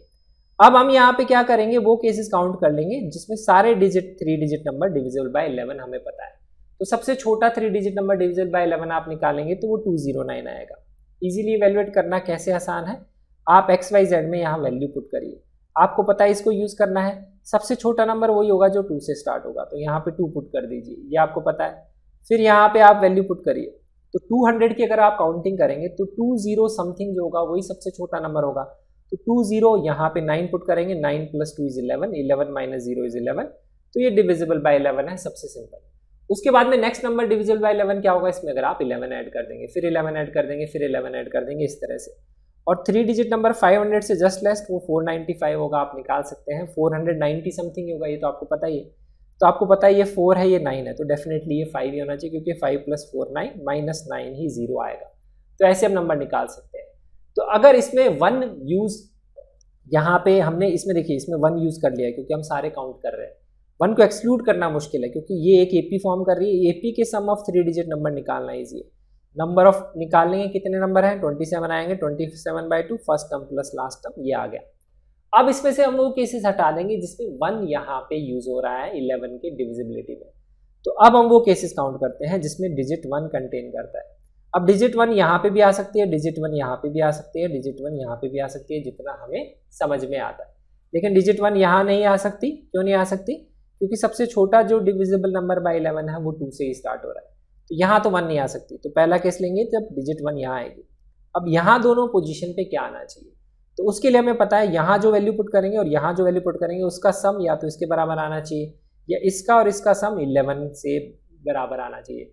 यही लिखा हुआ है x + z - y, this plus this minus this, या तो 11 का मल्टीपल, या this plus this minus this = 0। अब हमें पता है क्योंकि ये सिंगल डिजिट नंबर है, तो this plus this minus this जो है वो 11 का मल्टीपल तो नहीं आ सकता, तो हम ये बोल सकते हैं कि this plus this number = this he आना चाहिए। तो यहाँ पे हम वैल्यू पुट करना स्टार्ट करेंगे, सबसे छोटा नंबर दैट इज 2, तो उसके यहाँ से यहाँ 2 है, यहाँ 1 है, तो यहाँ डेफिनेटली 3 होना चाहिए। फिर यहाँ पे 3 पुट करेंगे नेक्स्ट नंबर, तो यहाँ 4 होना चाहिए। फिर यहाँ 4 पुट करेंगे तो नेक्स्ट नंबर 5 होना चाहिए। ध्यान रखेंगे 500 क्रॉस नहीं करना है, तो यही इतने नंबर होंगे, 231, 341, 451। ये 3 नंबर्स इसमें आपको दिखेंगे जिसमें लास्ट में 1 है और डिविजिबल बाय 11 है। फिर यहाँ पे सेकंड लास्ट में यहाँ 1 पुट कर देंगे, तो फिर से वही चीज़, this plus this minus this, वो होना चाहिए यहाँ पे मल्टीपल ऑफ 11। तो यहाँ पे अगर हम यहाँ देखेंगे दिस प्लस दिस, तो आपको यहाँ दिख रहा है सबसे छोटा नंबर 2 पुट कर देंगे, तो 2 पुट करेंगे तो यहाँ क्या आएगा, 2 प्लस यहाँ पे हो जाएगा अगर दैट इज 10, 10 + 2 12 - 1 11, लेकिन 10 तो यहाँ हो नहीं सकता, तो इसलिए 2 का पोजीशन नहीं आएगा, यहाँ 3 आएगा। यहाँ 3 है, यहाँ पे 9 होगा तभी ये 11 आ सकता है, 9 + 3 12 - 1 दैट इज 11। फिर यहाँ पे अगर 4 पुट कर देंगे तो यहाँ पे 8 हो जाएगा। 5 यहाँ पुट कर नहीं सकते क्योंकि 500 से बड़ा नहीं होगा, तो हम क्या करेंगे 9504 में से 231, 341, 451 सब्ट्रैक्ट कर देंगे, 319, 418 भी सब्ट्रैक्ट कर देंगे, वो डिजिट्स हटा देंगे, तो डिविजिबिलिटी बाय 11 जो यहाँ पे जिसमें 1 नहीं है वो हमें यहाँ पे मिल जाएगा। लेकिन ध्यान रखिए क्वेश्चन इतना भी आ सकता है, सिर्फ डिविजिबल बाय 11 के केसेस भी पूछे जा सकते हैं, तो इस तरह से भी क्वेश्चन बनाया जा सकता है। एक अच्छा क्वेश्चन है, ये है डिजिट से रिलेटेड क्वेश्चन। ऐसे क्वेश्चन 23 है, आप इसमें टाइप्स डिफरेंट बहुत बन सकते हैं, लेकिन इसकी प्रैक्टिस आपको जरूर करनी चाहिए। प्रीवियस ईयर क्वेश्चन आप जरूर देखिएगा। अब इसमें एक पर्टिकुलर टाइप देखते हैं, सम ऑफ नंबर बाय डिजिट्स। उस पर अभी तक तो 2 या 3 क्वेश्चन ही प्रीवियस ईयर में आया है, लेकिन ये भी काफी कॉमन क्वेश्चन है। 21 का ये क्वेश्चन देखते हैं। यहाँ पे क्या है, 4 डिजिट को यूज करके जितने भी 4 डिजिट नंबर बनेंगे उसके यहाँ पे सम ऑफ डिजिट्स करना है फाइंड, या सम ऑफ ऑल 4 डिजिट नंबर्स निकालना है जिससे बनेंगे। सम ऑफ डिजिट्स नहीं निकालना है, सम ऑफ नंबर्स निकालना है हमें यहाँ पे, जितने भी पॉसिबल होंगे। तो जैसे 1 2 2 3 है, इससे कितने पॉसिबल नंबर होंगे, तो इसका आप अरेंजमेंट देख लीजिए 4 डिजिट नंबर का, तो ये आएगा 4 factorial by 2 factorial. 4 factorial by 2 factorial होता है यहाँ पे 12। यहाँ पे इतने तरीके से आप इसको अरेंज कर सकते हैं, और उसके हिसाब से आप जितने भी केसेस बनेंगे सबका अगर आप सम करेंगे तो वो आपको नंबर बताना है कितना होगा। अब यहाँ पे 4 भी नंबर हो सकते हैं, 5 भी हो सकते हैं, आइडेंटिकल भी हो सकते हैं, डिस्टिंक्ट भी हो सकते हैं। तो इसके इन डेप्थ में तो नहीं जाएंगे कि कैसे मैं कैलकुलेशन कर रहा हूँ, लेकिन इसका एक मैं फॉर्मूला बताता हूँ, क्योंकि वो आपको ध्यान रखना है। वैसे इसको बताया जा सकता है कि वैसे क्यों किया जाता है, बट फॉर्मूला या कंडीशन हम कैसे अप्लाई करते हैं इसको समझते हैं। तो जो भी आपको डिजिट लिखी हुई है इसमें से जितने भी डिस्टिंक्ट डिजिट का नंबर बनाना है, उसके सम ऑफ नंबर अगर निकालना है तो उसका तरीका होता है जैसे यहाँ पे देखिए, अगर आपको n डिजिट्स का बनाना है तो 1 1 1 आएगा n टाइम्स। जैसे यहाँ पे 4 डिजिट है तो 1 1 1 1 4 टाइम्स आपको यहाँ लिखना है। उसको मल्टीप्लाई किससे करना है? Sum of digit at unit place. एक बार जेईई मेन में क्वेश्चन आया था, सिर्फ उसमें यही पूछा था, sum of digit at unit place कितना होगा। ऐसे भी क्वेश्चन बनाया जाता है। तो यहाँ पे हम इसको कैसे निकालते हैं देखिए, तो यहाँ पे जो भी 4 डिजिट नंबर है मतलब 4 बॉक्सेस हो गए। यूनिट प्लेस में आपको प्लेस करना है 1 2 2 3, यहाँ पे जितने भी डिस्टिंक्ट डिजिट्स हैं उसको। एक बार आपने यहाँ पे 1 पुट कर दिया और यहाँ पे 1 पुट कर दिया, तो अब आपको sum of digit at unit place निकालना। तो बहुत सारे नंबर आएंगे, सब में क्या आएगा? 1 आएगा यहाँ पे यूनिट प्लेस पे। और वो कितने नंबर होंगे अगर आप वो फाइंड कर लेंगे तो उतना ही 1 multiplied by that value will be the sum. यही यहाँ पे होगा, क्योंकि जैसे देखिए यहाँ पे अगर मैंने यहाँ पे 1 फिक्स कर दिया तो रिमेनिंग 3 पोजीशन पे अरेंजमेंट निकाल लेंगे 2 2 3 का, तो वो केसेस हो जाएंगे 3 फैक्टोरियल बाय 2 फैक्टोरियल। तो ये हो गए टोटल 3 केसेस। ये जो टोटल 3 केसेस यहाँ पे हो गए हैं, इसका मतलब ऐसे 3 ही नंबर बनेंगे जिसमें लास्ट में 1 आएगा, और कोई केस बनेगा ही नहीं। तो 3 मल्टीप्लाइड बाय 1 करूंगा तो 1 का यूनिट प्लेस पे सम कितना आ जाएगा? 3 आ जाएगा। तो यहाँ पे इसको मल्टीप्लाइड बाय 1 कर देंगे तो ये आ जाएगा sum of digit at unit place that is 3। फिर लास्ट में अगर मैं 2 पुट कर देता हूँ तो आगे यहाँ पे क्या बच जाएंगे? 1 2 3, उसका अरेंजमेंट देखेंगे तो 3 फैक्टोरियल, तो 6 नंबर ऐसे होंगे जिसमें लास्ट में 2 होगा। तो लास्ट का यूनिट प्लेस पे 2 का सम कितना आएगा? 2 मल्टीप्लाइड बाय 3 फैक्टोरियल। तो यहाँ पे ये वैल्यू आ जाएगी that is 12, sum of digit at unit place. फिर यूनिट प्लेस पे अगर 3 आ जाएगा, यही केस हो सकता है। अगर यहाँ पे और कोई नंबर होता तो वो पुट कर देते। फिर बाकी का अरेंजमेंट देखेंगे 3 फैक्टोरियल बाय 2 फैक्टोरियल। अब ये जो 3 नंबर होंगे उन तीनों नंबर्स में क्या आएगा? लास्ट में 3 आएगा। तो यूनिट प्लेस पे 3 का सम कितना आ जाएगा? 3 + 3 + 3 दैट इज 9, या फिर इसको आप 3 से मल्टीप्लाई कर देंगे 9।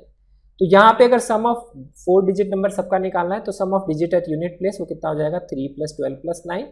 तो यहाँ पे ये वैल्यू पुट कर दी। मल्टीप्लाइड बाय 1 उतनी बार लिखना है जितने डिजिट का नंबर है। n टाइम्स है 4 टाइम्स, तो 4 डिजिट, इसको मल्टीप्लाई करेंगे तो आंसर आ जाएगा। तो एग्जाम में दोनों टाइप से क्वेश्चन आ सकता है, sum of digit at unit place भी बोल सकता है, sum of all digit numbers भी बोल सकता है। So this is a formula, it is valid for everyone. यहाँ पे डिस्टिंक्ट हो या आइडेंटिकल हो या उससे कोई फर्क नहीं पड़ता है। 5 डिजिट का नंबर है तो यहाँ 5 बार आएगा 1, 6 डिजिट नंबर है तो यहाँ 6 बार 1 आएगा, और आगे आपको sum of digit at unit place ही निकालना होता है। ऐसे क्वेश्चंस को ऐसे हम सॉल्व कर सकते हैं। तो ये भी एक इंपॉर्टेंट कॉन्सेप्ट है, ध्यान रखिएगा। अब हम चलते हैं नेक्स्ट पार्ट की तरफ, which is also a very important concept, number of function से रिलेटेड जो क्वेश्चंस बनाए जाते हैं। ये जेईई मेन जेईई एडवांस दोनों के लिए ही बहुत इंपॉर्टेंट कॉन्सेप्ट है। अब यहाँ पे इसके केस के लिए, इसको समझने के लिए, क्योंकि मैं आपको number of onto functions में बताऊंगा डिवीजन और डिस्ट्रीब्यूशन की टेक्निक से कैसे सॉल्व किया जाता है। तो उसके लिए अब division and distribution of distinct objects का कॉन्सेप्ट हम सबसे पहले देख लेते हैं कि हम कैसे डिवाइड करते हैं और डिस्ट्रीब्यूट करते हैं। तो डिवीजन किया जाता है ग्रुप्स के अंदर। जैसे suppose m + n different things है, तो बेसिकली कुछ ऐसा होगा कि 20 डिफरेंट थिंग्स है, उसके आपको 2 ग्रुप्स बनाने हैं। एक ग्रुप बनाना है यहाँ पे 5 ऑब्जेक्ट का और एक ग्रुप बनाना है 15 ऑब्जेक्ट्स का। तो यही चीज़ मैंने यहाँ पे लिखी है, 15 + 5 डिफरेंट ऑब्जेक्ट्स हैं, इसमें 2 ग्रुप बनाने हैं, एक 5 ग्रुप ऑब्जेक्ट्स का और एक 5 ऑब्जेक्ट्स का। तो उसकी ग्रुपिंग कैसे बनाते हैं? ग्रुपिंग बनाने का बेसिकली मतलब क्या होता है कि वो जो 20 ऑब्जेक्ट सामने आपके रखी हुई है उसके आपको 2 बॉक्सेस बनाने, एक बॉक्स में 15 ऑब्जेक्ट डालनी है, एक बॉक्सेस में 5 ऑब्जेक्ट डालने। फिर वो 2 बॉक्स अगर आप बना लेंगे तो उसको बोलते हैं, इसको डिवीजन करना 2 ग्रुप्स के अंदर, और ग्रुप साइज यहाँ पे क्या है? फिक्स्ड है। तो ऐसे केस में डिस्ट्रीब्यूट करने का तरीका होता है, फॉर्मूला इसका हम लिखते हैं m + n factorial upon m factorial n factorial. इस तरह से इतने नंबर ऑफ वेज होते हैं ग्रुप्स में डिवाइड करने के लिए।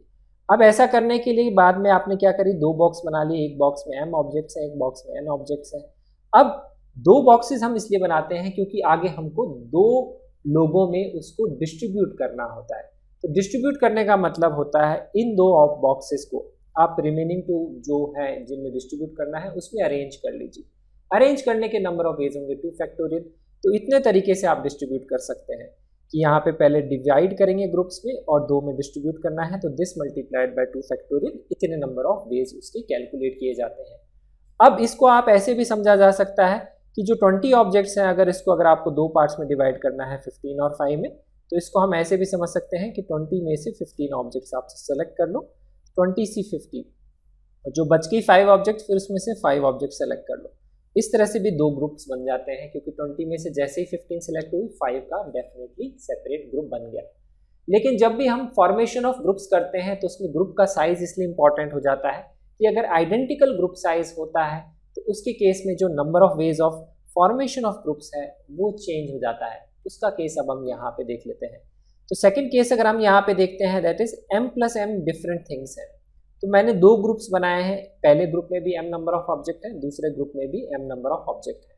तो आइडेंटिकल नंबर ऑफ ऑब्जेक्ट्स होती हैं, आइडेंटिकल ग्रुप साइज होता है, तो उसमें हम कैसे लगाते हैं फॉर्मूला ऐसे ही m + n factorial upon m factorial n factorial. तो इसमें लिखते हैं m + m factorial upon m factorial n factorial. इतना तो आपको लिखना ही है, जैसा भी आपको ग्रुप साइज डिफाइन करना है। अब जो आइडेंटिकल ग्रुप साइज होता है, इसमें कितने ग्रुप साइज आइडेंटिकल है? तो दो ग्रुप साइज एक जैसे हैं, दैट इज यहाँ पे आ रहा है m फैक्टोरियल का स्क्वायर। m फैक्टोरियल का स्क्वायर आ रहा है, तो आपको क्या करना पड़ेगा, इसको 1/2 फैक्टोरियल से डिवाइड करना है। तो कहने का मतलब ये होता है जितने ग्रुप साइज आइडेंटिकल होते हैं, जैसे दो ग्रुप साइज एक जैसे ही है, तो आपको 2 फैक्टोरियल से डिवाइड करना पड़ेगा। अब जैसे अगर सपोज 3 डिफरेंट ग्रुप्स बनाते अगर हम यहाँ पे, और तीनों में नंबर डिफरेंट होता m + m + p, तो उसके केस में लिखते हैं m + n + p factorial upon m factorial n factorial p factorial. अब ये ग्रुप साइज आइडेंटिकल नहीं है, तो इसमें किसी का डिवीजन नहीं आएगा। उसके बाद में डिवाइड करने के बाद में डिस्ट्रीब्यूट करने के लिए इन दोनों को डिस्ट्रीब्यूट करना है तो 2 फैक्टोरियल से, 3 को डिस्ट्रीब्यूट करना है तो 3 फैक्टोरियल से, ऐसे हम डिस्ट्रीब्यूट कर सकते हैं। अब यहाँ पे ये ध्यान रखना है कि अगर 3 आइडेंटिकल ग्रुप साइज होते हैं m m और m, तो ऊपर तो m factorial m factorial m factorial 3m factorial upon m factorial m factorial m factorial. अब यहाँ पे ये जो 3 है एक जैसे हैं, तो आपको अपॉन 3 फैक्टोरियल डिवाइड करना पड़ेगा। यहाँ 2 एक जैसे हैं तो अपॉन 2 फैक्टोरियल। ऐसा भी हो सकता है कि यहाँ पे कि 5 ऑब्जेक्ट हैं, उसमें आपको 2 ग्रुप्स बनाने हैं, 5 नहीं सॉरी, अगर कुछ इस तरह से ग्रुप्स बन रहे हैं कि 3 ग्रुप साइज एक जैसे हैं, 2 ग्रुप साइज एक जैसे हैं। जैसे सपोज यहाँ पे 2 2 2 के 3 ग्रुप बनाने हैं, 3 के 2 ग्रुप बनाने हैं, 6 और ये हो गए 12। तो 12 ऑब्जेक्ट्स को आपको ऐसे ग्रुप्स में डिवाइड करना है, 2 2 2 और 3 और 3। तो उसके केस में नंबर ऑफ वेज कितने होंगे? तो तरीका क्या होता है, 12 फैक्टोरियल ऊपर, नीचे आएगा 2 फैक्टोरियल 2 फैक्टोरियल 2 फैक्टोरियल, तो 2 फैक्टोरियल का क्यूब, और ये आएगा 3 फैक्टोरियल 2 बार, तो 3 फैक्टोरियल का स्क्वायर, ये आएगा यहाँ पे। अब यहाँ पे ये तीनों ग्रुप्स एक साइज के हैं, तो 3 बार ये रिपीट हो रहा है तो अपॉन 3 फैक्टोरियल करेंगे, और ये 2 ग्रुप साइज एक जैसे हैं, 2 बार रिपीट हो रहा है तो अपॉन 2 फैक्टोरियल करेंगे। तो ये आपको डिवाइड करना पड़ेगा अगर आइडेंटिकल ग्रुप साइज होता है। तो ऐसे आप करते हैं। डिस्ट्रीब्यूट करने का वही है कि 3 बॉक्सेस हैं, 3 लोगों में डिस्ट्रीब्यूट करना है तो 3 फैक्टोरियल, 5 बॉक्सेस होते हैं तो 5 फैक्टोरियल वे से आप उसको डिस्ट्रीब्यूट कर सकते हैं। तो ये कॉन्सेप्ट पता होना चाहिए डिवीजन और डिस्ट्रीब्यूशन का, इस पे भी क्वेश्चन बनाए जाते हैं। और इसी से मैं क्या करता हूँ, number of onto functions को डिफाइन करता हूँ। तो देखेंगे अब हम यहाँ पे नंबर ऑफ फंक्शंस की, नंबर ऑफ फंक्शंस, 1 फंक्शंस और ऑन टू फंक्शंस हम कैसे डिफाइन करते हैं। उस पर रेस्ट्रिक्शन लगा के भी क्वेश्चन बनाए जाते हैं, लेकिन रेस्ट्रिक्शन पे नहीं जाएंगे, आपको बेसिक कॉन्सेप्ट बताना चाहिए। रेस्ट्रिक्शन तो कैसे भी क्वेश्चन में अप्लाई करी जा सकती है। सबसे पहले देखते हैं number of functions. Number of functions define करने के लिए डोमेन में ऑब्जेक्ट्स होती हैं, कोडोमेन में ऑब्जेक्ट्स होती हैं, ए से बी में लिंक करते हैं। दोनों में नंबर ऑफ ऑब्जेक्ट सेम हो सकती है, डोमेन में ज़्यादा हो सकती है, कोडोमेन में कम, या डोमेन में कम और कोडोमेन में ज़्यादा हो सकती है। तो नंबर ऑफ फंक्शंस कैसे डिफाइन किए जाते हैं। अब नंबर ऑफ फंक्शंस को डिफाइन करने का कॉन्सेप्ट ये होता है कि इसमें नंबर ऑफ चॉइसेस डिफाइन करनी होती है। अब चॉइसेस हम किसके लिए डिफाइन करेंगे, डोमेन के एलिमेंट्स के लिए या कोडोमेन के लिए। तो ध्यान रखिए, हमेशा चॉइस उसके पास होती है जिसको आपको खत्म करना है। जिस भी चीज़ को आपको खत्म करना होता है उसी के हिसाब से चॉइसेस आप डिफाइन करते हैं। तो फंक्शंस डिफाइन करने के लिए हमें पता है डोमेन के सारे एलिमेंट्स के लिए कोई ना कोई वैल्यू कोडोमेन में डिफाइन होनी ज़रूरी है। तो डोमेन के सारे एलिमेंट्स को हमें खत्म करना है, क्योंकि उसके पास कोई ना कोई ऑप्शन कोडोमेन में होना चाहिए। तो यहाँ पे अगर क्योंकि रिपीटिशन अलाउड है, कोई प्रॉब्लम नहीं है, तो उसके केस में हम कैसे करते हैं डिफाइन कि आपका जो पहला ऑब्जेक्ट है डोमेन में उसके पास कितनी चॉइसेस है। यहाँ पे इन चारों में से कोई भी एलिमेंट को सिलेक्ट कर सकते हैं, इसके पास 4 चॉइसेस है। सेकेंड एलिमेंट के पास में भी 4 चॉइसेस है, क्योंकि हमें पता है ये एलिमेंट इससे लिंक होगा और ये एलिमेंट इससे लिंक होगा तो भी वो एक फंक्शन ही होता है। तो दूसरे वाले एलिमेंट के लिए भी यहाँ पे 4 चॉइसेस ही है। थर्ड एलिमेंट के लिए भी यहाँ पे कितनी है, 4 चॉइसेस ही है। और चौथे एलिमेंट के लिए भी कितनी 4 चॉइसेस है। इन चारों में से किसी भी एलिमेंट को आप इससे लिंक कर सकते हैं। तो टोटल नंबर ऑफ फंक्शंस आएंगे 4 multiplied bye 4 multiplied bye 4 multiplied bye 4। इस तरह से 4⁴ आंसर आ जाएगा। नेक्स्ट यहाँ पे सेकंड केस देखते हैं, इसमें ज़्यादा एलिमेंट है। तो अब इस एलिमेंट के लिए देखेंगे 4 चॉइस, इसके लिए भी 4 चॉइस, तो इसके लिए चॉइसेस ध्यान रखें, अदर वे राउंड नहीं है कि इसके पास 5 चॉइस है, इसके पास 5 चॉइस है, अदर वे राउंड नहीं करना है, जिसको खत्म करना है उसी के पास चॉइस होती है। तो इसमें नंबर ऑफ फंक्शंस आएंगे 4⁵5। थर्ड वाले में देखेंगे इसके पास 5 चॉइस है, सेकेंड वाले एलिमेंट के पास में भी 5 चॉइस है, कोडोमेन का कोई भी एलिमेंट लिंक कर सकते हैं। थर्ड के पास में भी 5 चॉइस है, फोर्थ के पास में भी 5 चॉइस है। तो यहाँ पे आएगा मल्टीप्लीकेशन 5⁴। इतने नंबर ऑफ फंक्शंस होंगे। कुछ स्टूडेंट याद करते हैं डोमेन में m एलिमेंट्स, कोडोमेन में n एलिमेंट्स, n⁴m उसमें वो कंफ्यूज रहते हैं। लेकिन ध्यान रखिए चॉइसेस के हिसाब से ध्यान रखेंगे तो आपको कोई फॉर्मूला याद करने की जरूरत नहीं है, कॉन्सेप्ट क्लियर होना चाहिए कि डोमेन के एलिमेंट को हमेशा खत्म करना है। तो हर एलिमेंट के पास कितनी चॉइसेस होंगी कोडोमेन के हिसाब से आप डिफाइन कर देंगे, तो उतने नंबर ऑफ फंक्शंस आप आसानी से डिफाइन कर सकते हैं। अब तीनों ही केसेस में हम डिफाइन करते हैं नंबर ऑफ 1 फंक्शंस कैसे कर सकते हैं। 1 फंक्शन में ये कंडीशन होती है कि कोडोमेन के लिए चॉइस तो होती है इसके पास में कितनी चॉइस होगी, 4 चॉइस होगी। डोमेन के एलिमेंट के पास 4 चॉइस होगी, लेकिन जिससे भी ये लिंक हो जाएगा उस एलिमेंट से सेकंड एलिमेंट लिंक नहीं हो सकता है, क्योंकि कोडोमेन का एलिमेंट डोमेन के एक एलिमेंट से लिंक हो सकता है। 1 का यही मतलब होता है। fx1 = fx2 है तो x1 = x2 ही होना चाहिए। इसलिए इसके पास तो 4 चॉइस होती हैं, सेकंड एलिमेंट के पास 3 चॉइस होंगी, थर्ड एलिमेंट के पास 2 चॉइस होंगी, फोर्थ एलिमेंट के पास 1 चॉइस। तो इस केस में नंबर ऑफ फंक्शंस आ जाएंगे 4 अब हम बात करते हैं सेकंड केस की। तो पहले एलिमेंट के पास कितनी चॉइस है, यहाँ पे 4 चॉइस है क्योंकि आपको दिख रही है। फिर सेकंड एलिमेंट के पास 3 चॉइस होंगी, थर्ड के पास 2 चॉइस होंगी, फोर्थ के पास 1 चॉइस होगी, पांचवें के पास तो कोई चॉइस ही नहीं है, लेकिन होनी तो चाहिए ना चॉइस, क्योंकि ये तो सारे के सारे खत्म करने हैं। तो जब भी डोमेन में ज़्यादा एलिमेंट होंगे, कोडोमेन में कम एलिमेंट होंगे, तो अगर आप इसको मल्टीप्लाई करेंगे तो 0 आएगा। नंबर ऑफ 1 फंक्शंस आप डिफाइन कर ही नहीं पाएंगे। इससे हमें ये पता लगता है नंबर ऑफ 1 फंक्शंस इस केस में होंगे 0, ये ध्यान रखिए। लेकिन अगर ऐसा है कि डोमेन में कम है, कोडोमेन में ज़्यादा है, तो आप डिफाइन कर सकते हैं पहले एलिमेंट के पास 5 चॉइस, दूसरे एलिमेंट के पास 4 चॉइस, तीसरे एलिमेंट के पास 3 चॉइस, चौथे एलिमेंट के पास 2 चॉइस। 5 4 3 2 का मल्टीप्लिकेशन जो होगा that will be the number of 1 functions. तो इस तरह से नंबर ऑफ 1 फंक्शंस डिफाइन किए जाते हैं। नेक्स्ट होता है number of onto functions. उसको हम कैसे करते हैं डिफाइन। तो इन तीनों केस में ऑन टू फंक्शंस कैसे करेंगे डिफाइन, उसको हम यहाँ पे समझते हैं। Number of onto functions का मतलब होता है, ऑन टू फंक्शंस का मतलब होता है कोडोमेन इक्वल टू रेंज। इसका मतलब क्या है, अभी तो हमने बोला कि डोमेन के सारे एलिमेंट खत्म होने चाहिए, अब हम ये भी बोलेंगे कि कोडोमेन के सारे एलिमेंट भी खत्म होने चाहिए। मतलब कोडोमेन का जितने भी एलिमेंट्स हैं उससे डोमेन का कम से कम एक एलिमेंट लिंक होना जरूरी है, तभी कोडोमेन इक्वल टू रेंज यहाँ पे आएगा।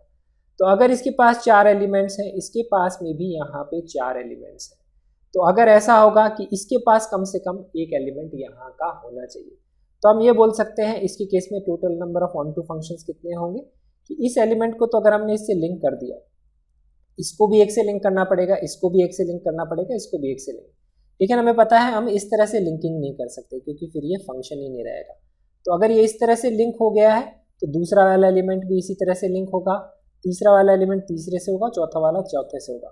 तो बेसिकली जरूरी नहीं कि ये इससे लिंक हो, ये हो सकता है इससे लिंक हो, इससे क्रॉस से लिंक हो, लेकिन हम ये बोल सकते हैं कि 4 ऑब्जेक्ट्स को 4 बॉक्सेस में डिस्ट्रीब्यूट करना है, हर बॉक्स को एक एलिमेंट मिलना चाहिए। तो उसके लिए 4 फैक्टोरियल आएगा, 4 multiplied by 3 multiplied by 2 multiplied by 1, इतने number of onto functions होंगे। नेक्स्ट हम बात करते हैं यहाँ पे कि कोडोमेन के सारे एलिमेंट्स को भी ये मिलना चाहिए, ये तो खत्म होने ही चाहिए। तो इसको आप ऐसे समझ सकते हैं कि ये जो एलिमेंट्स हैं इसको आप डिस्ट्रीब्यूट कर रहे हैं या डिवाइड कर रहे हैं 5 पार्ट्स में। अब आप नोटिस करिए 4 ऑब्जेक्ट्स को आप 5 पार्ट्स में कैसे डिवाइड करेंगे, पॉसिबल ही नहीं। तो ऐसे केस में जिसमें नंबर ऑफ एलिमेंट्स डोमेन में कम होंगे, कोडोमेन में ज़्यादा होंगे, number of onto functions वहाँ पे हमेशा 0 ही आएंगे। ध्यान रखिए 1 के केस में उल्टा था, यहाँ ज़्यादा है यहाँ कम है, 1 फंक्शन 0 है। इसके केस में उल्टा है, यहाँ कम है यहाँ ज़्यादा है। तो number of onto functions को हम ऐसे ध्यान रखते हैं, डोमेन के एलिमेंट्स को आपको डिस्ट्रीब्यूट करना है कोडोमेन में, तो मतलब इसको डिस्ट्रीब्यूट करना है कितने पार्ट्स में, जितने यहाँ बॉक्सेस हैं 5 पार्ट्स में डिस्ट्रीब्यूट करना है, 5 ग्रुप आपको बनाने हैं। ये आइडिया होता है number of onto functions का। तो यहाँ पे क्लियर हो गया, यहाँ क्लियर हो गया।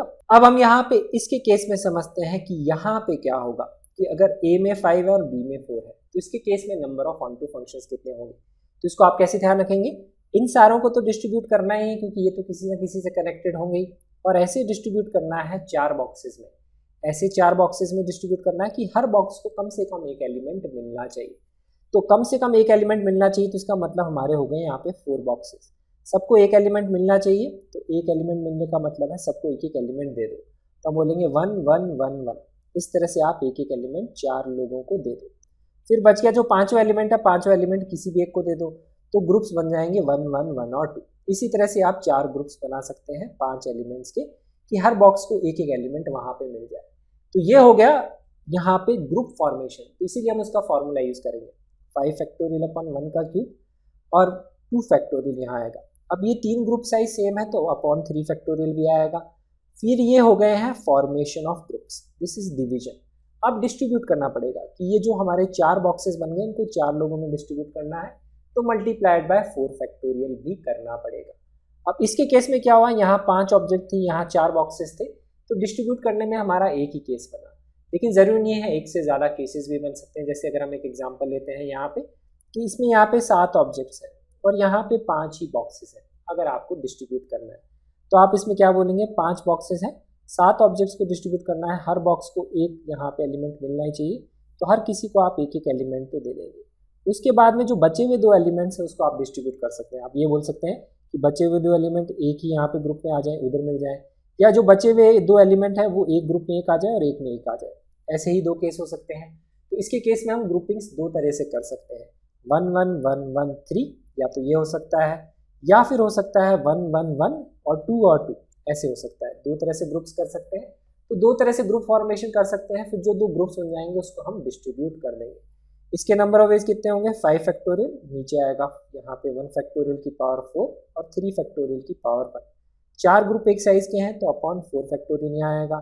ये हो गया number of formation of groups. फिर उसको डिस्ट्रीब्यूट करेंगे 5 बॉक्सेस को 5 लोगों में, तो 5 फैक्टोरियल से करेंगे मल्टीप्लाई।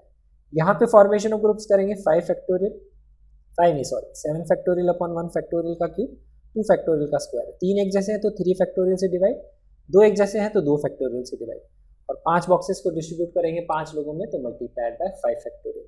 इनको अगर आप ऐड कर देंगे तो नंबर ऑफ 1 2 फंक्शंस आपको मिल जाएगा। अब मजे की बात यह है कि ये वाला जो क्वेश्चन है जेई एडवांस में आया है 2018 में, तो इस तरह का क्वेश्चन ये जेई मेन में भी आ सकता है।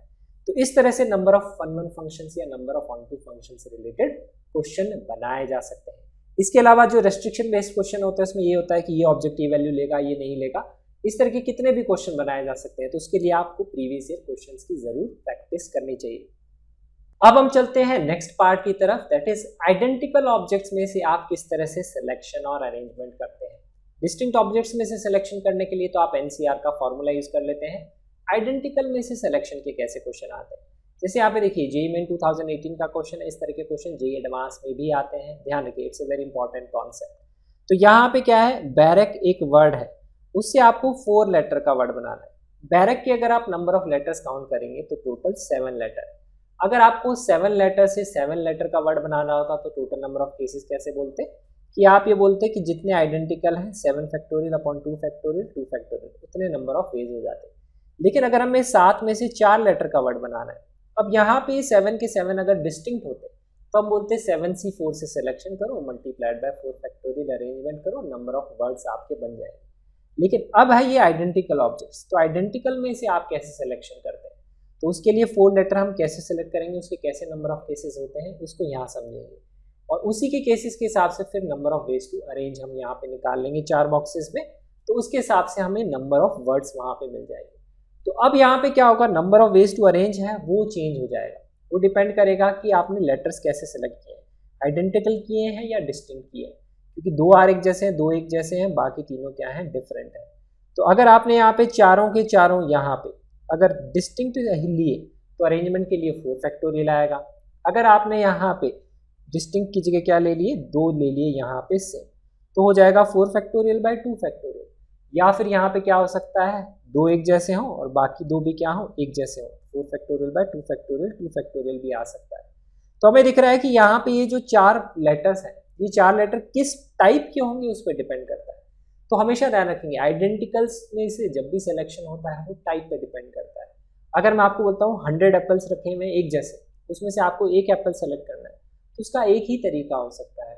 100 एप्पल्स हैं एक जैसे, उसमें से 10 एप्पल भी सिलेक्ट करने हैं तो उसका एक ही तरीका होता है। आइडेंटिकल में से बस ये डिपेंड करता है कितने नंबर सेलेक्ट कर रहे हैं उसके हिसाब से तरीके चेंज होते हैं। अगर मैं बोलता हूँ कि 100 एप्पल रखे हुए, उसमें से एक एप्पल सेलेक्ट करने का एक तरीका, 2 एप्पल सेलेक्ट करने का 2 तरीका, 3 एप्पल सेलेक्ट करने का तीसरा तरीका, 3 तरीके हो गए। अगर मैं बोल देता कि less than equal to 10 apple select करने के कितने तरीके होंगे, तो 10 तरीके होंगे, क्योंकि एक एप्पल सेलेक्ट करने का एक, 2 एप्पल को एक, 3 एप्पल को एक, ऐसे 10 तरीके हो जाएंगे।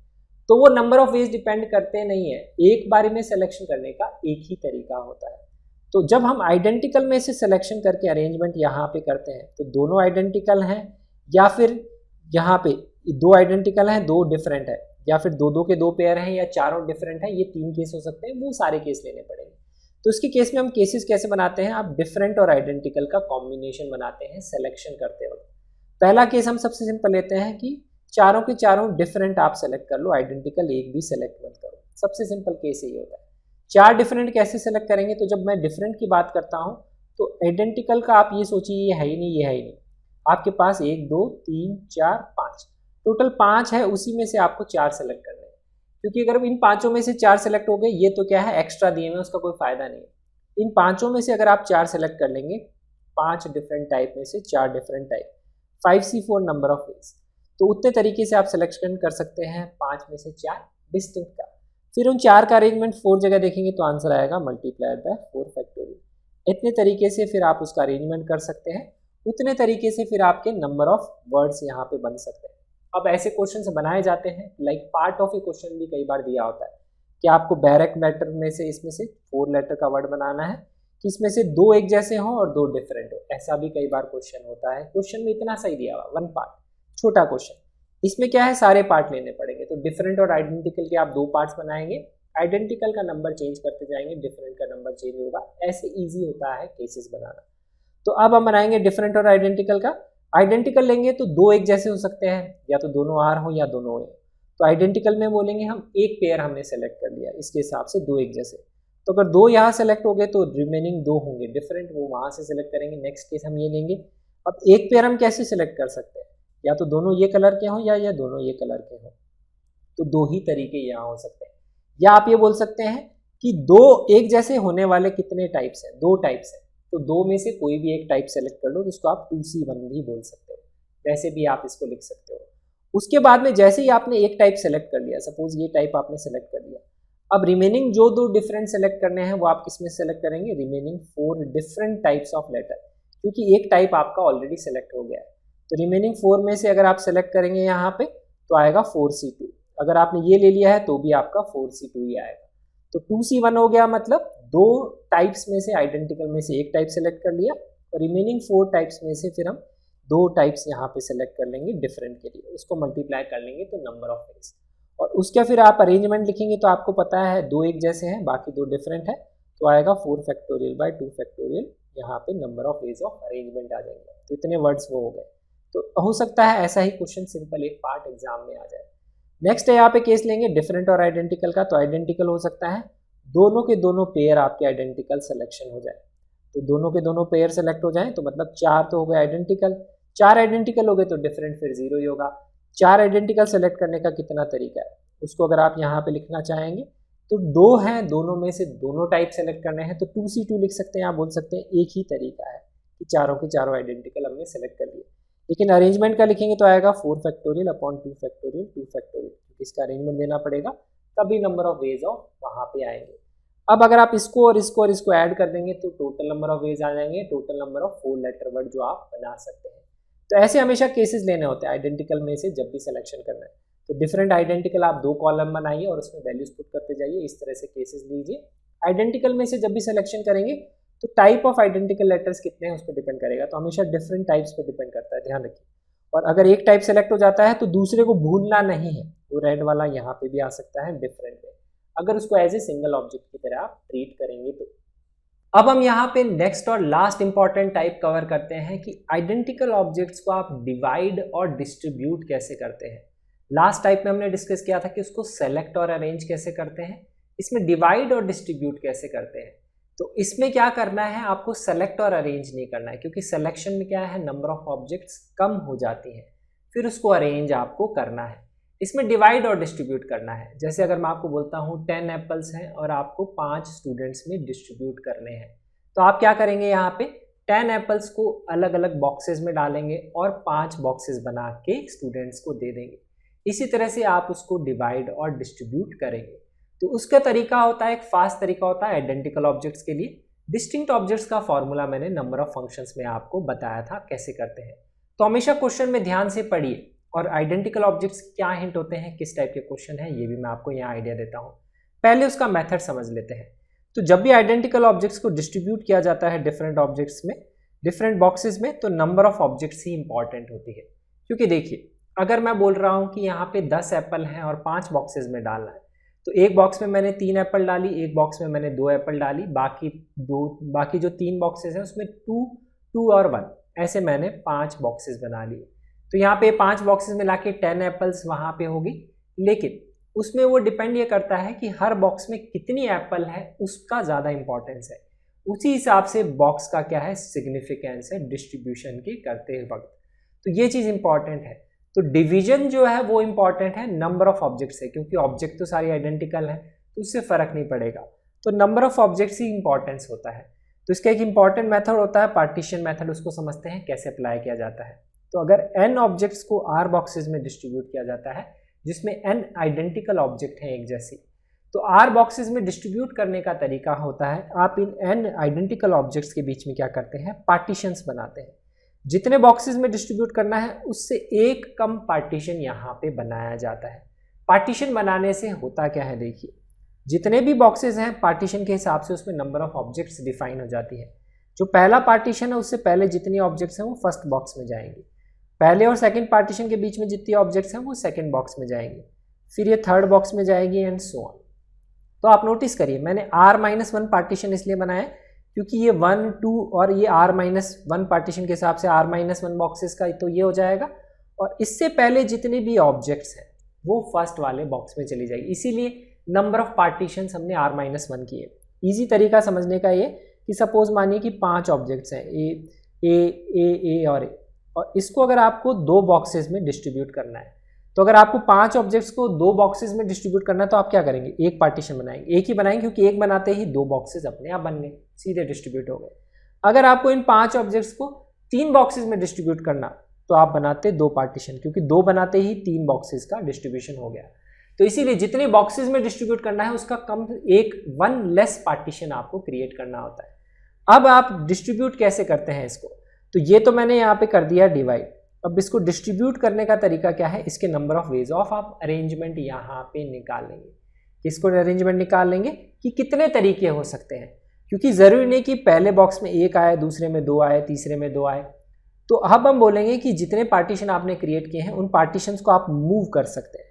इस पार्टीशन को मैं यहाँ लगा सकता हूँ, तो पहले बॉक्स में एक भी ऑब्जेक्ट नहीं आएगा, दूसरे में 3, तीसरे में 2, ऐसे आएंगे। तो इन पार्टीशंस का जितने भी तरह से आप मूवमेंट कर सकते हैं इन आइडेंटिकल ऑब्जेक्ट्स के बीच में, उतने नंबर ऑफ वेज से आप क्या कर सकते हैं, 3 पार्ट्स में उसको डिवाइड कर सकते हैं। तो यहाँ पे हम बोलेंगे अरेंजमेंट्स किसका, 5 + 2 7 ऑब्जेक्ट्स का, जिसमें से 5 एक जैसी हैं और 2 एक जैसी हैं। तो उसका तरीका होता है दैट इज, यहाँ पे अगर बोलेंगे n + r-1, तो हम बोलेंगे इसका हमें करना है अरेंजमेंट। तो n + r-1 factorial upon n factorial और r-1 फैक्टोरियल, जिसको n + r-1 cr-1 भी लिखा जाता है। तो इतने तरीके होते हैं n आइडेंटिकल ऑब्जेक्ट्स को r बॉक्सेस में डिस्ट्रीब्यूट करने के, उसको यहाँ पे डिवाइड करने के। इसी तरह से आप उसका फिर डिस्ट्रीब्यूशन कर देंगे, उसको असाइन कर देंगे, तो वो डिस्ट्रीब्यूशन भी वहाँ पे हो गया। तो this is the number of veg. तो उसको समझना बहुत ईजी होता है। जितनी ऑब्जेक्ट्स होती हैं उसमें जितने बॉक्सेस में डिस्ट्रीब्यूट करना है उसका एक लेस पार्टीशन बताइए और उसका अरेंजमेंट निकाल लीजिए, इतने नंबर ऑफ वेज होते हैं। अब इसमें क्या होता है, इसमें वो सारे केसेस इंक्लूडेड हैं कि एक बॉक्स में कोई भी ऑब्जेक्ट नहीं है। जैसे अगर ये 5 ऑब्जेक्ट्स को 2 बॉक्सेस में डिस्ट्रीब्यूट कर रहा हूँ तो इसके आगे कुछ नहीं है, तो इसमें क्या है, उस बॉक्स में एक भी ऑब्जेक्ट नहीं गई, वो केस भी इंक्लूडेड है। और इसमें दूसरे बॉक्स में 3 ऑब्जेक्ट गई, तीसरे बॉक्स में 2 ऑब्जेक्ट गई। अरेंजमेंट अगर मैं इसको यहाँ से उठा के यहाँ कर दूंगा तो पहले बॉक्स में 2, दूसरे में 1, तीसरे में 2, इस तरह से उसका वहाँ अरेंजमेंट आ गया। तो उस तरह से वो एक अलग तरीका हो गया डिवाइड और डिस्ट्रीब्यूट करने का आइडेंटिकल ऑब्जेक्ट्स का। तो इतने नंबर ऑफ वेज हो जाएंगे। तो ये है। अब इस तरह के क्वेश्चंस कैसे बनाए जाते हैं, जैसे सपोज हमें लिखा हुआ है कि 10 मार्क्स हैं और आपको इसको डिस्ट्रीब्यूट करना है यहाँ पे 3 क्वेश्चंस में, तो कैसे आप डिस्ट्रीब्यूट कर सकते हैं? तो हम ये बोल सकते हैं पहला क्वेश्चन 1 नंबर का, दूसरा 5 नंबर का और तीसरा 4 नंबर का, 1 5 4 दैट इज इक्वल टू 10। तो आप ऐसे डिस्ट्रीब्यूट कर सकते हैं, या फर्स्ट क्वेश्चन को 5 नंबर का कर दो, या फर्स्ट क्वेश्चन 2 मार्क्स का कर दो, सेकंड क्वेश्चन 3 मार्क्स का, थर्ड क्वेश्चन यहाँ पे 5 मार्क्स का, ऐसे डिस्ट्रीब्यूट कर सकते हैं। तो मार्क्स को डिस्ट्रीब्यूट कर रहे हो और हर मार्क क्या है? आइडेंटिकल है। Marks these are identical objects. तो उसका तरीका ये होगा कि अगर आपको 3 क्वेश्चंस में डिस्ट्रीब्यूट करना है तो एक्स और वाई और जेड, ये 3 क्वेश्चन हो गए, या क्वेश्चन बोल देते हैं, क्वेश्चन 1, क्वेश्चन 2 और क्वेश्चन 3, उसमें आपको 10 मार्क्स डिस्ट्रीब्यूट करने हैं। तो आप ये बोलेंगे कि ये 10 मार्क्स क्या है? आइडेंटिकल ऑब्जेक्ट्स है, 2 बॉक्सेज में डिस्ट्रीब्यूट करनी है। तो 10 + 2 हो जाएंगी, फैक्टोरियल अपॉन 10 फैक्टोरियल 2 फैक्टोरियल, इतने नंबर ऑफ वेज होंगे, क्योंकि 2 पार्टीशन बनाएंगे इन 10 के बीच में। जैसे ही आप पार्टीशन बनाएंगे उतने मार्क्स उसके अलग, उतने मार्क्स उसके अलग, उतने मार्क्स उसके अलग, क्योंकि 10 मार्क्स आइडेंटिकल काउंट करेंगे तो उसको मैं ऐसे बोल सकता हूँ 3 4 5 6 7, ये हो गए यहाँ पे 7 8 9 10। तो ये हो गई identical objects because they all represent 1 mark value. फिर जहाँ पे भी आप पार्टीशन लगाएंगे उसके हिसाब से, यहाँ पार्टीशन लगाया और यहाँ लगाया, तो पहले क्वेश्चन को मिल गए 4 नंबर, दूसरे क्वेश्चन को 5, तीसरे को 1, ऐसे आपने उसके वहाँ पे असाइनिंग कर दी। तो this is a kind of question. या क्वेश्चन में लिखा हुआ है 5 आइडेंटिकल एप्पल हैं, 3 वो हैं, 3 ये हैं, ऐसे अगर आपको डिस्ट्रीब्यूट करना है तो वैसे भी डिस्ट्रीब्यूशन किया जा सकता है। तो ये तरीका है। अब इस पर क्वेश्चन देखते हैं कैसे आता है। कई बार तो क्वेश्चन में ऐसा लिखा होता है, कई बार क्वेश्चन में इक्वेशन ही लिखी हुई होती है। यहाँ पे जैसे लिखा हुआ है the total number of 3 digit number such that sum of digit is 10, sum of digit is 10 आपने यहाँ पे कर दिया है। तो इस तरह से लीनियर इक्वेशन के नंबर ऑफ सॉल्यूशन पूछे जाते हैं, x + y + z। अभी जो हमने फॉर्मूला देखा था तो ध्यान रखिए उसमें कंडीशन ये थी कि x is greater than equal to 0, क्योंकि हम किसी को भी 0 वैल्यू असाइन कर सकते हैं। y is greater than equal to 0, z is greater than equal to 0। अगर ऐसा होता तो हम बोलते थे कि 10 को 3 बॉक्सेस में डिवाइड करना है, तो हम बोलते 10 + 2 c2, यही होता है यहाँ पे, यही फॉर्मूला था। अब ये 10 आइडेंटिकल ही है, क्योंकि इसको अगर 10 पार्ट्स में बोलेंगे 1 1 1 1 1, ये नंबर्स ही हैं, नंबर असाइन करेंगे, जिसको जितने नंबर देंगे उसकी वो वैल्यू हो जाएगी। तो इस तरह से हम उसको डिस्ट्रीब्यूट कर सकते हैं यहाँ पे इसको 3 बॉक्सेस में, ये आंसर आ जाता।